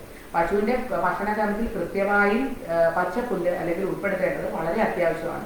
ഞാൻ മുമ്പേ പറഞ്ഞ പോലെ തന്നെ നന്നായിട്ടുണ്ടെങ്കിൽ ഒരു മിനിമം 30 കിലോ എന്ന ക്രമത്തിൽ പശുവിന് പച്ചപ്പുല്ല് നൽകണം. അതോടൊപ്പം തന്നെ ഉത്പാദിപ്പിക്കുന്ന ഓരോ ലിറ്റർ പാലിനും 400 ഗ്രാമും ശരീര സംരക്ഷണത്തിന് വേണ്ടി 2 കിലോയും എന്ന രീതിയിലാണ് പശുക്കൾക്ക് റഫേജസും കോൺസെൻട്രേറ്റ്സും നൽകേണ്ടത്. അതായത് കാലിത്തീറ്റയും പച്ചപ്പുല്ലും നൽകേണ്ടത്. പുല്ല് കുറവുള്ളപ്പോൾ കൊടുക്കേണ്ട കാര്യത്തെക്കുറിച്ച് നേരത്തെ തന്നെ സൂചിപ്പിച്ചു. 5 കിലോ പുല്ല് നമുക്കിപ്പോൾ ഒട്ടും കിട്ടാത്ത ഒരു സാഹചര്യമാണെങ്കിൽ നമുക്ക് വൈക്കോലും പശുവിൻ്റെ ഭക്ഷണക്രമത്തിൽ ഉൾപ്പെടുത്താവുന്നതാണ്. അപ്പോൾ 5 കിലോ പുല്ല്, 6 കിലോ വൈക്കോൽ, 1.25 കിലോ തീറ്റ എന്ന ക്രമത്തിൽ ഉൽപ്പാദിപ്പിക്കുന്ന ഞാൻ മുമ്പേ പറഞ്ഞ പോലെ തന്നെ 1 ലിറ്റർ പാലിനും 400 ഗ്രാം സാന്ദ്രീകൃത ആഹാരവും വൈക്കോലിനും പുല്ലിനോടൊപ്പം നൽകണം. അപ്പോൾ 5 ലിറ്റർ ഉൽപ്പാദിപ്പിക്കുന്ന ഒരു പശുവിനെ സംബന്ധിച്ചോളം 5 കിലോ പുല്ലും 6 കിലോ വൈക്കോലും ഒരു 3.25 കിലോയും കാലിത്തീറ്റ എന്ന ക്രമത്തിൽ നൽകിയാൽ മതിയാകും. പലപ്പോഴും കർഷകർക്ക് സംഭവിക്കുന്നത് കൃത്യമായ അളവ് അനുപാതം ഒന്നും ഇല്ലാതെ തന്നെ കാലിത്തീറ്റ നൽകാറുണ്ട്. കാരണം കർഷകരുടെ കയ്യിൽ ഏറ്റവും കൂടുതൽ പൈസ ചിലവാകുന്നത് കാലിത്തീറ്റ വാങ്ങുന്നതിനാണ്. സ്വന്തമായി തീറ്റപ്പുൽ കൃഷി ചെയ്യുന്ന ഒരു കർഷകനെ സംബന്ധിച്ചോളം 1 രൂപ പോലും മുടക്കുമുതലില്ലാതെ തന്നെ ഈ കാലിത്തീറ്റയുടെ അളവ് കുറച്ചു കൊണ്ടുവരാൻ സാധിക്കും, പരമാവധി പച്ചപ്പുല്ല് ഉൾപ്പെടുത്തി കഴിഞ്ഞു കഴിഞ്ഞാൽ. അതോടൊപ്പം തന്നെ വൈക്കോൽ ലഭ്യമാകാത്ത സാഹചര്യത്തിലാണെങ്കിൽ അതിനനുസരിച്ച് രീതിയിൽ പച്ചപ്പുല്ല് ഭക്ഷണക്രമത്തിൽ ഉൾപ്പെടുത്തിയാൽ മതിയാവും. അപ്പോൾ നമ്മുടെ ലക്ഷ്യം എന്ന് പറഞ്ഞു കഴിഞ്ഞാൽ ആദായകരമായ രീതിയിൽ പാൽപ്പാലനം നടത്താനുള്ള നമ്മുടെ ഏറ്റവും പ്രധാന ലക്ഷ്യം എന്ന് പറഞ്ഞു കഴിഞ്ഞാൽ നമ്മളുടെ കയ്യിൽ നിന്നും പൈസ ചിലവാകുന്ന കാര്യങ്ങളുടെ അളവ്, അതായത് പ്രത്യേകിച്ച് കാലിത്തീറ്റയുടെ അളവ് പരമാവധി കുറച്ചു കൊണ്ടുവന്ന് പശുവിൻ്റെ ഭക്ഷണക്രമത്തിൽ മതിയായ അളവിൽ പച്ചപ്പുല്ല് ഉൾപ്പെടുത്തുക എന്നുള്ളതാണ്. മതിയായ സ്ഥലത്ത് പച്ചപ്പുല്ല് വെച്ചു പിടിപ്പിക്കുക എന്നുള്ളത്. 1 കിലോ കാലിത്തീറ്റ എന്ന് പറയുന്നത് 20 കിലോ പച്ചപ്പുല്ലിന് സമാനമാണ്. അപ്പം 20 കിലോ പച്ചപ്പുല്ല് കൊടുത്തു കഴിഞ്ഞാൽ നമുക്ക് 1 കിലോ കാലിത്തീറ്റയെ ഒഴിവാക്കി നിർത്താം, മാറ്റി നിർത്താൻ സാധിക്കും. അതാണ് അതിൻ്റെ വ്യത്യാസം എന്ന് പറയുന്നത്. അപ്പം കൂടുതൽ മതിയായ സ്ഥലത്ത് പുൽകൃഷി ചെയ്തു കഴിഞ്ഞു കഴിഞ്ഞാൽ കൊടുക്കുന്ന കാലിത്തീറ്റയുടെ അളവ് കുറച്ചുകൊണ്ടുവന്ന് ആദായകരമായ രീതിയിൽ പാൽപാലനം നടത്താൻ സാധിക്കും. അതോടൊപ്പം തന്നെ ഗർഭിണി പശുക്കളാണെങ്കിൽ സാധാരണ പശുക്കൾ കൊടുക്കുന്ന രീതിയിൽ ഗർഭിണി പശുക്കൾക്ക് റേഷൻ കൊടുക്കാൻ പറ്റില്ല അല്ലേ.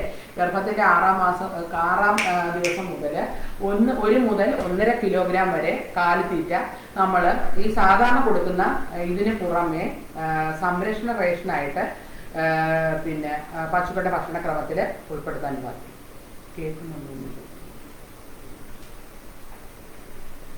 പിന്നെ ഗർഭകാലത്തിൽ ഒരു 7 മാസം ഒക്കെ ഗർഭമാകുമ്പോൾ നമുക്ക് പിന്നെ ഈ പശുവിൻ്റെ കറവ് നിർത്തി ഡ്രൈ പീരീഡ് അല്ലെങ്കിൽ പറ്റുകാലം നൽകണം. അങ്ങനെ കറവ് നിർത്തണം അല്ലേ.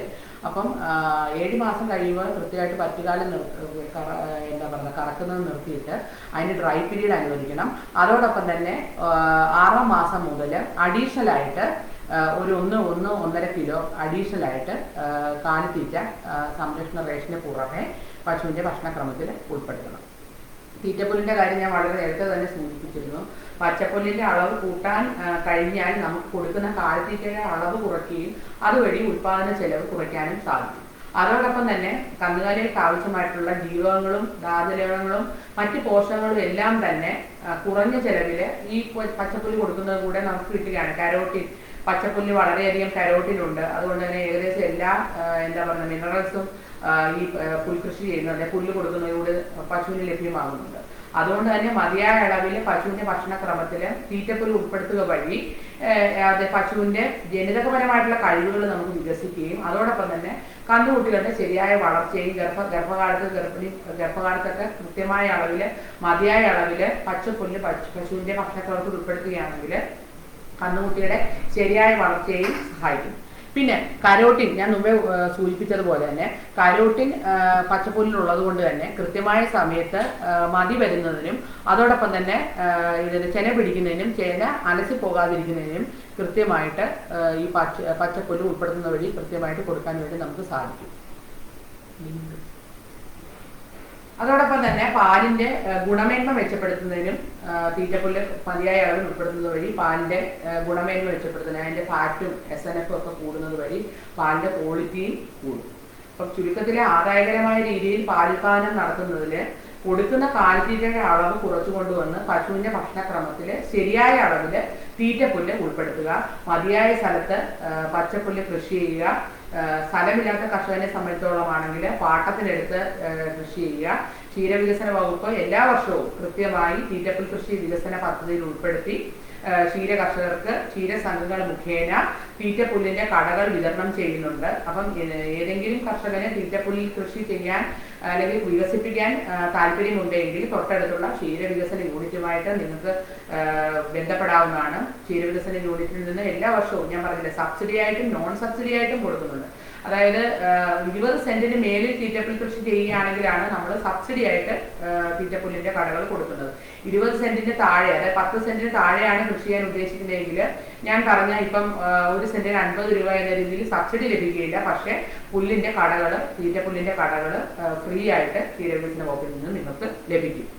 അപ്പോൾ പരമാവധി സ്ഥലത്ത് മതിയായ അളവിൽ തീറ്റപ്പുൽ കൃഷി ചെയ്യുക എന്നുള്ളതാണ് പശു വളർത്തൽ ആദായകരമാക്കാനുള്ള ഏറ്റവും പ്രധാനപ്പെട്ട കാര്യം. കാരണം പരമാവധി ഞാൻ ഈ പറഞ്ഞ രീതിയിലുള്ള കാര്യങ്ങൾ പശുവിൻ്റെ ഭക്ഷണക്രമത്തിൽ പച്ചപ്പുൽ ഉൾപ്പെടുത്തുന്ന വഴി ലഭിക്കുന്നത് കൊണ്ട് തന്നെ ആരോഗ്യമുള്ള പശുക്കളെ നമുക്ക് ഈ പച്ചപ്പുല്ല് മതിയായ അളവിൽ കൊടുക്കുന്ന വഴി നല്ല ആരോഗ്യമുള്ള പശുക്കളെ നമുക്ക് വാർത്തെടുക്കുന്നതിന് വേണ്ടി സാധിക്കും. അതാണ് തീറ്റപ്പുല്ലിൻ്റെ പ്രാധാന്യം എന്ന് പറയുന്നത്.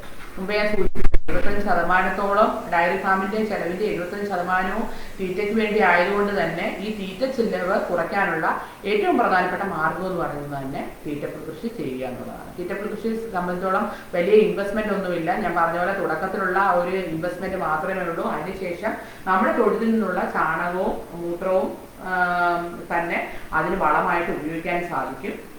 പിന്നെ ഇപ്പം ഞാൻ മുമ്പേ പറഞ്ഞു ക്ഷീരവികസന വകുപ്പിൽ നിന്നും പുല്ലിൻ്റെ കടകളൊക്കെ വിതരണം ചെയ്യുന്നുണ്ട്. പ്രധാനമായിട്ടും നമ്മൾ CO3 അതായത് ശങ്കര നേപ്പിയറിന്റെ പുൽക്കടകളാണ് പ്രധാനമായിട്ട് കൊടുക്കുന്നത്. അത് കൂടാതെ തന്നെ പിന്നെ നമുക്ക് ഗിനി എന്ന് പറഞ്ഞ ഗിനിപ്പുല്ലുണ്ട്. ഗിനി എന്ന് പറഞ്ഞ വെറൈറ്റിയുള്ള പുല്ലുണ്ട്.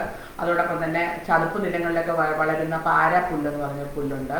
പിന്നെ അസോള എന്ന് പറഞ്ഞു കഴിഞ്ഞാൽ കന്നുകാലികൾക്ക് കൊടുക്കാൻ പറ്റുന്ന ഒരു അത്ഭുത സസ്യം എന്ന് തന്നെയാണ് അസോളയെ പറയുന്നത്. ഒരു പായൽ വർഗത്തിലുള്ള പിന്നെ ചെടിയാണ്. അസോളയ്ക്കും നമ്മുടെ ക്ഷീരവികസന വകുപ്പിൽ നിന്നും സബ്സിഡി കൊടുക്കുന്നുണ്ട്. അസോളയുടെ ഒരു കിറ്റും അത് കൃഷി ചെയ്യേണ്ട വിധമെല്ലാം കൃത്യമായിട്ട് തന്നെ വിശദീകരിച്ചുകൊണ്ട് അസോളയും എല്ലാ വർഷവും സബ്സിഡിയോടുകൂടി തന്നെ ക്ഷീരവികസന വകുപ്പിൽ നിന്നും ക്ഷീര കർഷകർക്കായി കൊടുക്കുന്നുണ്ട്.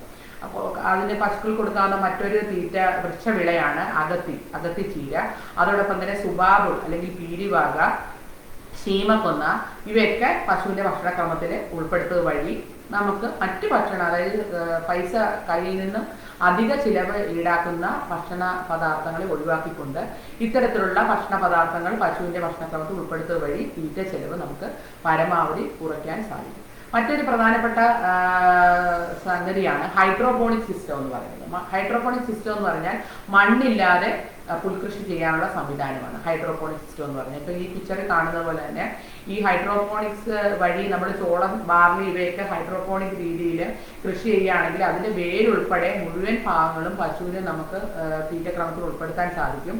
ക്ഷീരവികസന വകുപ്പിൽ നിന്നും ഹൈഡ്രോപോണിക്സ് പ്രകാരം തീറ്റപ്പുൽ ഉൽപ്പാദിപ്പിക്കുന്നതിനും സബ്സിഡി ക്ഷീരവികസന വകുപ്പിൽ നിന്നും നൽകുന്നുണ്ട്. അത് തന്നെ 2 പശു യൂണിറ്റിന്, 10 പശു യൂണിറ്റിന്, 5 പശു യൂണിറ്റിന് ഇതിനൊക്കെ ഹൈഡ്രോപോണിക്സ് രീതി നടപ്പാക്കുന്നതിന് വേണ്ടിയുള്ള സബ്സിഡി ക്ഷീരവികസന വകുപ്പിൽ നിന്നും നൽകുന്നുണ്ട്. അതുമായി ബന്ധപ്പെട്ട കൂടുതൽ വിവരങ്ങൾക്ക് നിങ്ങളുടെ തൊട്ടടുത്തുള്ള ക്ഷീരവികസന യൂണിറ്റുകളുമായി നിങ്ങൾക്ക് ബന്ധപ്പെടാവുന്നതാണ്. തുടർന്നുള്ള ബാക്കിയുള്ള മാർഗനിർദ്ദേശങ്ങൾ ക്ഷീരവികസന യൂണിറ്റിൽ നിന്നും നിങ്ങൾക്ക് ലഭ്യമാകുന്നതാണ്. ഇനി നമ്മൾ പശുക്കളെ തിരഞ്ഞെടുക്കുന്ന കാര്യം പറഞ്ഞു അല്ലെ. നല്ല ആരോഗ്യമുള്ള പശുക്കളെ തിരഞ്ഞെടുക്കുമ്പോൾ എന്തെല്ലാം കാര്യങ്ങൾ ശ്രദ്ധിക്കണമെന്ന് പറഞ്ഞു. ആരോഗ്യമുള്ള ഉരുക്കളെ തിരഞ്ഞെടുക്കുന്ന കാര്യം പറഞ്ഞു. അതോടൊപ്പം തന്നെ തീറ്റപ്പുൽ കൃഷി, അതായത് തീറ്റ ചെലവ് എങ്ങനെ പരമാവധി കുറച്ചുകൊണ്ട് ആദായകരമായ രീതിയിൽ പാൽ ഉൽപാദനം നടത്താമെന്നതിനെ കുറിച്ചും നമ്മൾ സൂചിപ്പിച്ചു. ഇനി ശാസ്ത്രീയത, അതായത് പശുപരിപാലനത്തിൽ കൂടുതൽ ശാസ്ത്രീയത ആവശ്യമുള്ള മറ്റൊരു പ്രധാനപ്പെട്ട കാര്യമാണ് തൊഴുത്തിന്റെ നിർമ്മാണം എന്ന് പറയുന്നത് അല്ലെ. തൊഴുത്ത് എന്ന് പറഞ്ഞാൽ പശുവിന്റെ ആവാസ സ്ഥലമാണ് തൊഴുത്ത് എന്ന് പറയുന്നത്. അപ്പം പശുക്കൾ പുതിയ ഫാം തുടങ്ങുന്ന കർഷകരെ സംബന്ധിച്ചോളം തൊഴുത്ത് നിർമ്മാണവുമായി ബന്ധപ്പെട്ട ഒട്ടേറെ സംശയങ്ങൾക്ക് വേണ്ടി നമ്മളെ വകുപ്പിനെ സൂചിപ്പിക്കാറുണ്ട്. അപ്പം നമ്മൾ കൃത്യമായി അവർക്ക് കൊടുക്കുന്ന നിർദ്ദേശം എന്ന് പറഞ്ഞാൽ പലപ്പോഴും സംഭവിക്കുന്ന ഒരു കാര്യം എന്ന് പറഞ്ഞു കഴിഞ്ഞാൽ തൊഴുത്തിൽ കൂടുതൽ ഇൻവെസ്റ്റ്മെന്റ് പലപ്പോഴും പല കർഷകരും നടത്തുന്നതായിട്ട് കാണിക്കുന്നുണ്ട്. പ്രത്യേകിച്ച് ഫാമൊക്കെ തുടങ്ങുമ്പോൾ കൂടുതൽ പൈസയും തൊഴുത്തിൽ ഇൻവെസ്റ്റ് ചെയ്തിട്ട് പിന്നീട് പൈസ തീർന്നു പോകുമ്പോൾ വാങ്ങുന്ന പശുക്കളുടെ നല്ല വില കൊടുത്ത് നല്ല ഉത്പാദിപ്പിച്ചിട്ടുള്ള പശുക്കളെ വാങ്ങാൻ പറ്റാത്ത സാഹചര്യം ഉണ്ടാവാറുണ്ട്. തൊഴുത്ത് നിർമ്മിക്കുമ്പോൾ നമ്മൾ അതിൽ കൂടുതൽ ഇൻവെസ്റ്റ്മെന്റ് നടത്തേണ്ട ആവശ്യമില്ല. ചെലവ് കുറഞ്ഞ രീതിയിലുള്ള തൊഴുത്ത് നിർമ്മിക്കുന്നതാണ് ഏറ്റവും നല്ലത്. ഇപ്പൊ ഈ പിക്ചർ തന്നെ നമുക്ക് ഏറ്റവും താഴെ കാണുന്നത് ഓല മേഞ്ഞ തൊഴുത്താണ്. അപ്പോൾ ഓല മേയാൻ പ്രാക്ടിക്കലി പോസിബിൾ അല്ലെങ്കിൽ ഓട് വെച്ച് ചെയ്യാവുന്നതാണ്. ഈ ആസ്പെറ്റോ ഷീറ്റ് തന്നെയാണെങ്കിൽ മുഴുവനും കെട്ടിമറച്ച രീതിയിലൊന്നും തൊഴുത്ത് വെക്കേണ്ട ഒരു കാര്യവുമില്ല. മറിച്ച് പലപ്പോഴും ഈ കൂടുതൽ ഭിത്തിയൊന്നും തൊഴുത്തിന്റെ സമയത്തോളം കൂടുതൽ ഭിത്തിയൊന്നും ആവശ്യമില്ല. ഓപ്പൺ ആയിട്ടുള്ള തൊഴുത്തുകളാണ് ഏറ്റവും നല്ലതെന്ന് പറയുന്നത്. അതായത് പിന്നെ കൂടുതൽ കെട്ടിമറയ്ക്കും, സൈഡ് വാളൊന്നും കൂടുതൽ കെട്ടിമറയ്ക്കേണ്ട ആവശ്യമില്ല.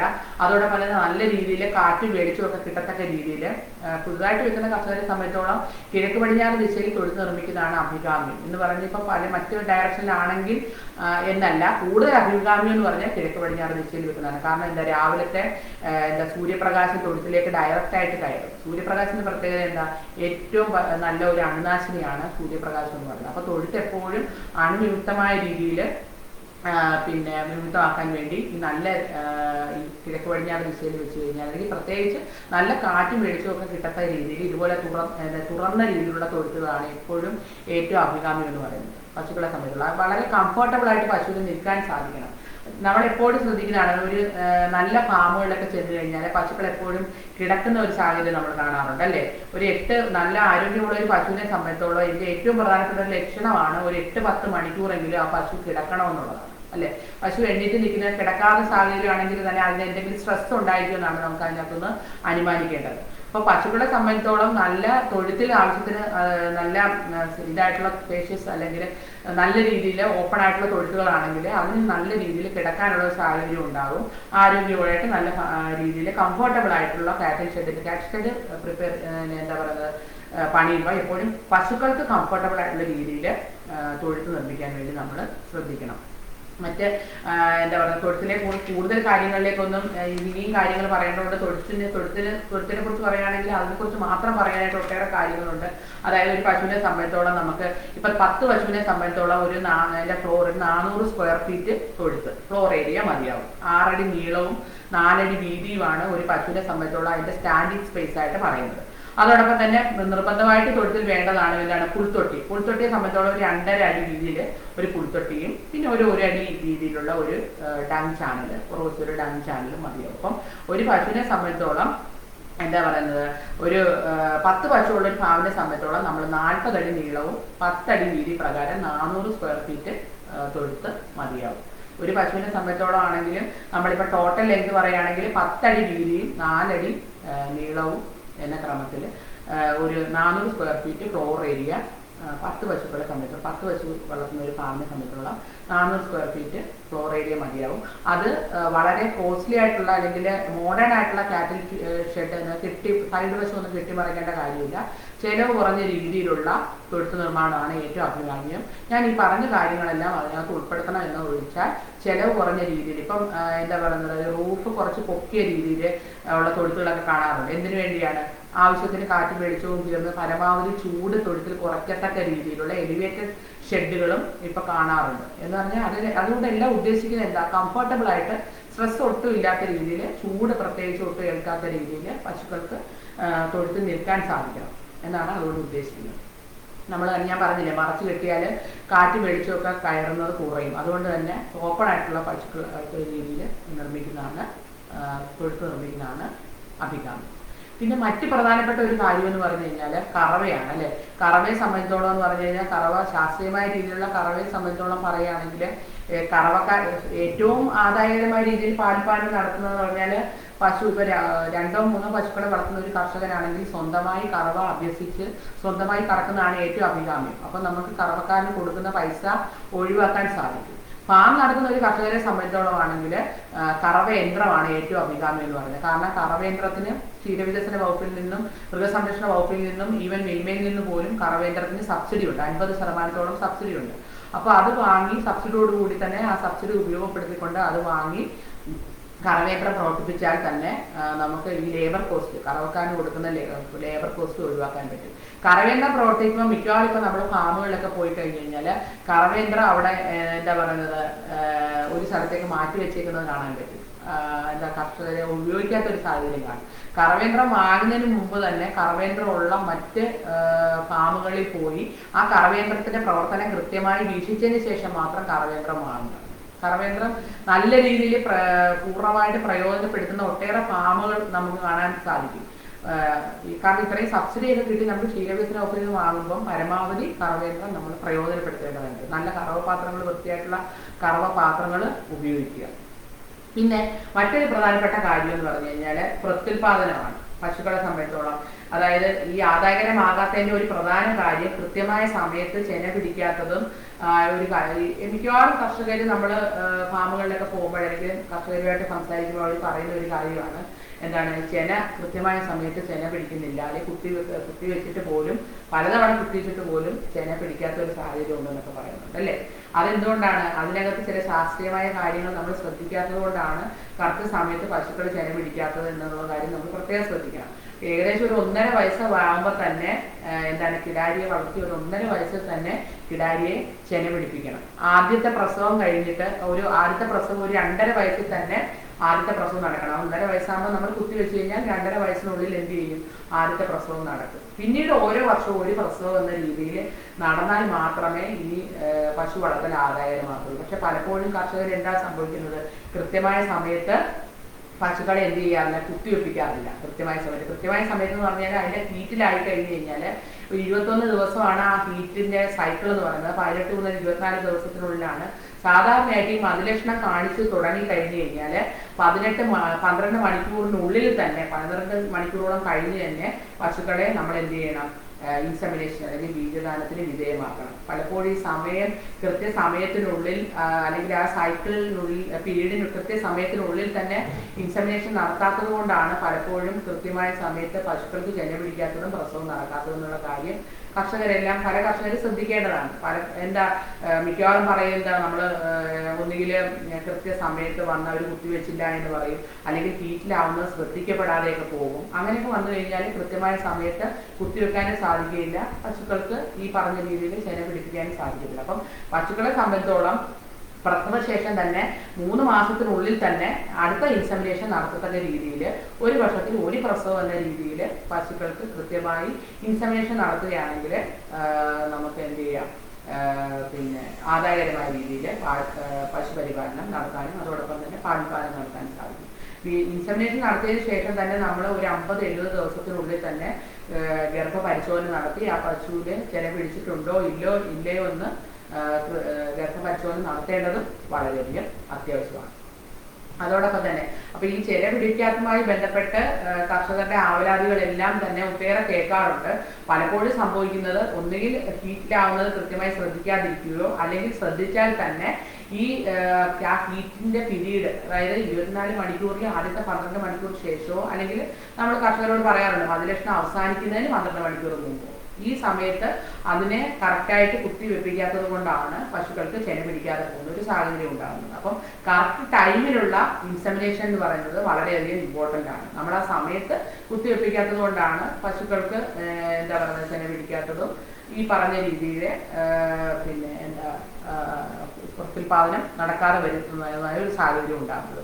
തീർച്ചയായിട്ടും തൊഴുത്തിലെ ഉൽപ്പന്നം നമ്മൾ പലപ്പോഴും പാലിനെ മാത്രമാണ് നമ്മൾ തൊഴുത്തിലെ ഉൽപ്പന്നമായിട്ട് കണക്കാക്കുന്നത്. മറിച്ച് തൊഴുത്തിലെ ഉൽപ്പന്നം പാൽ മാത്രമല്ല, മറിച്ച് പശുക്കുട്ടി കൂടെയാണ് എന്ന രീതിയിലുള്ള ഒരു ചിന്താഗതിയോടുകൂടി വേണം കർഷകർ മുന്നോട്ട് പോകേണ്ടത്. കാരണം പാൽപാലനം തീർച്ചയായിട്ടും വേണം. അതോടൊപ്പം തന്നെ 1 വർഷത്തിൽ 1 പ്രസവം എന്ന രീതിയിൽ നടക്കുമ്പോൾ നമ്മുടെ തൊഴുത്തിലുണ്ടാകുന്ന കന്നുകുട്ടിയെ ശരിയായ പരിപാലന മാർഗത്തിലൂടെ നമ്മൾ വളർത്തിക്കൊണ്ട് വന്നു കഴിഞ്ഞാൽ ഇന്നത്തെ കിടാവാണ് നാളത്തെ കാമധേനു. അപ്പം നമ്മുടെ തൊഴുത്തിൽ തന്നെ നല്ല ഉൽപാദനക്ഷമതയുള്ള പശുവാണെങ്കിൽ അതിന്റെ പ്രസവത്തിൽ നിന്ന് കിട്ടുന്ന കുഞ്ഞുങ്ങളെ നല്ല രീതിയിൽ കന്നുകുട്ടി പരിപാലന മാർഗത്തിലൂടെ വളർത്തിക്കൊണ്ട് വരികയാണെങ്കിൽ അടുത്ത നല്ല ഉൽപാദനശേഷിയുള്ള അടുത്ത പശുവിനെ നമുക്ക് വാർത്തെടുക്കാൻ സാധിക്കും.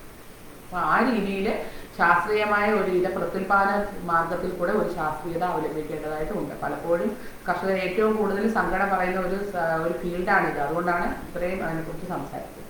അതോടൊപ്പം തന്നെ പ്രതിരോധ കുത്തിവയ്പ്പുകൾ യഥാസമയത്ത് കൃത്യമായിട്ട് കുളമ്പ് രോഗത്തിനും ഒക്കെയുള്ള കുത്തിവയ്പ്പുകൾ കൃത്യമായിട്ട് നടക്കുക. അകിടുവീക്കം വന്നിട്ടുണ്ടെങ്കിൽ ആദ്യത്തെ സ്റ്റേജിൽ തന്നെ നമ്മളത് പരിശോധിച്ച് ബോധ്യപ്പെടുത്തി അതിൻ്റെ ട്രീറ്റ്മെൻറ്റുകൾ കൃത്യമായിട്ട് നടത്തുക. മൃഗ ഡോക്ടറുമായിട്ട് ബന്ധപ്പെട്ട് മൃഗാശുപത്രികളുമായിട്ട് ബന്ധപ്പെട്ട് കൃത്യമായിട്ട് പശുക്കളെ ഈ പറയുന്ന രോഗങ്ങൾക്കെതിരെ ഉള്ള രോഗങ്ങൾ വരാതെ സൂക്ഷിക്കുന്നതിന് എപ്പോഴും നിങ്ങളുടെ മൃഗ ഡോക്ടറുമായിട്ട് അല്ലെങ്കിൽ തൊട്ടടുത്ത മൃഗാശുപത്രിയുമായിട്ട് നിരന്തരം ക്ഷീരകർഷകർ സമ്പർക്കം പുലർത്തേണ്ടതാണ്. വാക്സിനേഷൻ ഷെഡ്യൂൾ ഈ പറയുന്ന പ്രകാരം ഇപ്പം നമ്മൾ തന്നെ ഫുഡ് ആൻഡ് മൗത്ത് ഡിസീസിനാണെങ്കിലും റിൻഡർപെസ്റ്റിനാണെങ്കിലും സെപ്റ്റിസീമയ്ക്കും ബ്ലാക്ക് വാട്ടറിനും ആന്ത്രാക്സിനും ഒക്കെ തന്നെ മൃഗാശുപത്രിയായിട്ട് ബന്ധപ്പെട്ട് കഴിഞ്ഞാൽ വാക്സിനേഷൻ ഡോസ് എപ്പോഴാണ് കൊടുക്കേണ്ടതെന്നും ഏത് സമയത്താണ് കൊടുക്കേണ്ടതെന്നും ഏത് പ്രായത്തിലാണ് കൊടുക്കേണ്ടതെന്നുള്ള കൃത്യമായ മാർഗനിർദ്ദേശം നമ്മുടെ വെറ്ററിനറി സർജൻ നിങ്ങൾക്ക് തരും. അപ്പോൾ അതിനനുസരിച്ച് പശുക്കളെ കൃത്യമായി രോഗപ്രതിരോധ കുത്തിവയ്പ്പുകൾ കൃത്യമായിട്ട് വാക്സിനേഷൻ കൃത്യമായി പശുക്കൾക്ക് നൽകേണ്ടതാണ്. കാരണം ആകസ്മികമായിട്ടാണ് ഈ രോഗങ്ങൾ പലപ്പോഴും പശുക്കൾക്ക് വരുന്നത്. അകിടുവീക്കമാണെങ്കിലും കുളമ്പ് രോഗമൊക്കെ ആണെങ്കിലും അൺഎക്സ്പെക്റ്റഡ് ആയിട്ടാണ് വരുന്നത്. അപ്പൊ അതിനെതിരെ കൃത്യമായി പ്രതിരോധ കുത്തിവയ്പ്പുകൾ എടുക്കുകയാണെങ്കിൽ ഒരു പരിധി വരെ നമുക്ക് എന്ത് ചെയ്യാം, ഈ രോഗങ്ങളിൽ നിന്ന് രക്ഷപ്പെടാനും ഈ രോഗങ്ങളെ പ്രതിരോധിക്കാനും സാധിക്കും. അതുവഴി ആദായകരമായ രീതിയിൽ അപ്രതീക്ഷിതമായിട്ടുണ്ടാകുന്ന നഷ്ടങ്ങളിൽ നിന്നും കർഷകന് മോചനം നേടാൻ സാധിക്കും. അപ്പം ഈ വാക്സിനേഷൻ ഷെഡ്യൂൾ കൃത്യമായിട്ട് പാലിക്കുക. മൃഗാശുപത്രിയുമായിട്ട് നല്ല ഒരു ബന്ധം ക്ഷീരകർഷകരെല്ലാം തന്നെ സ്ഥാപിക്കുക.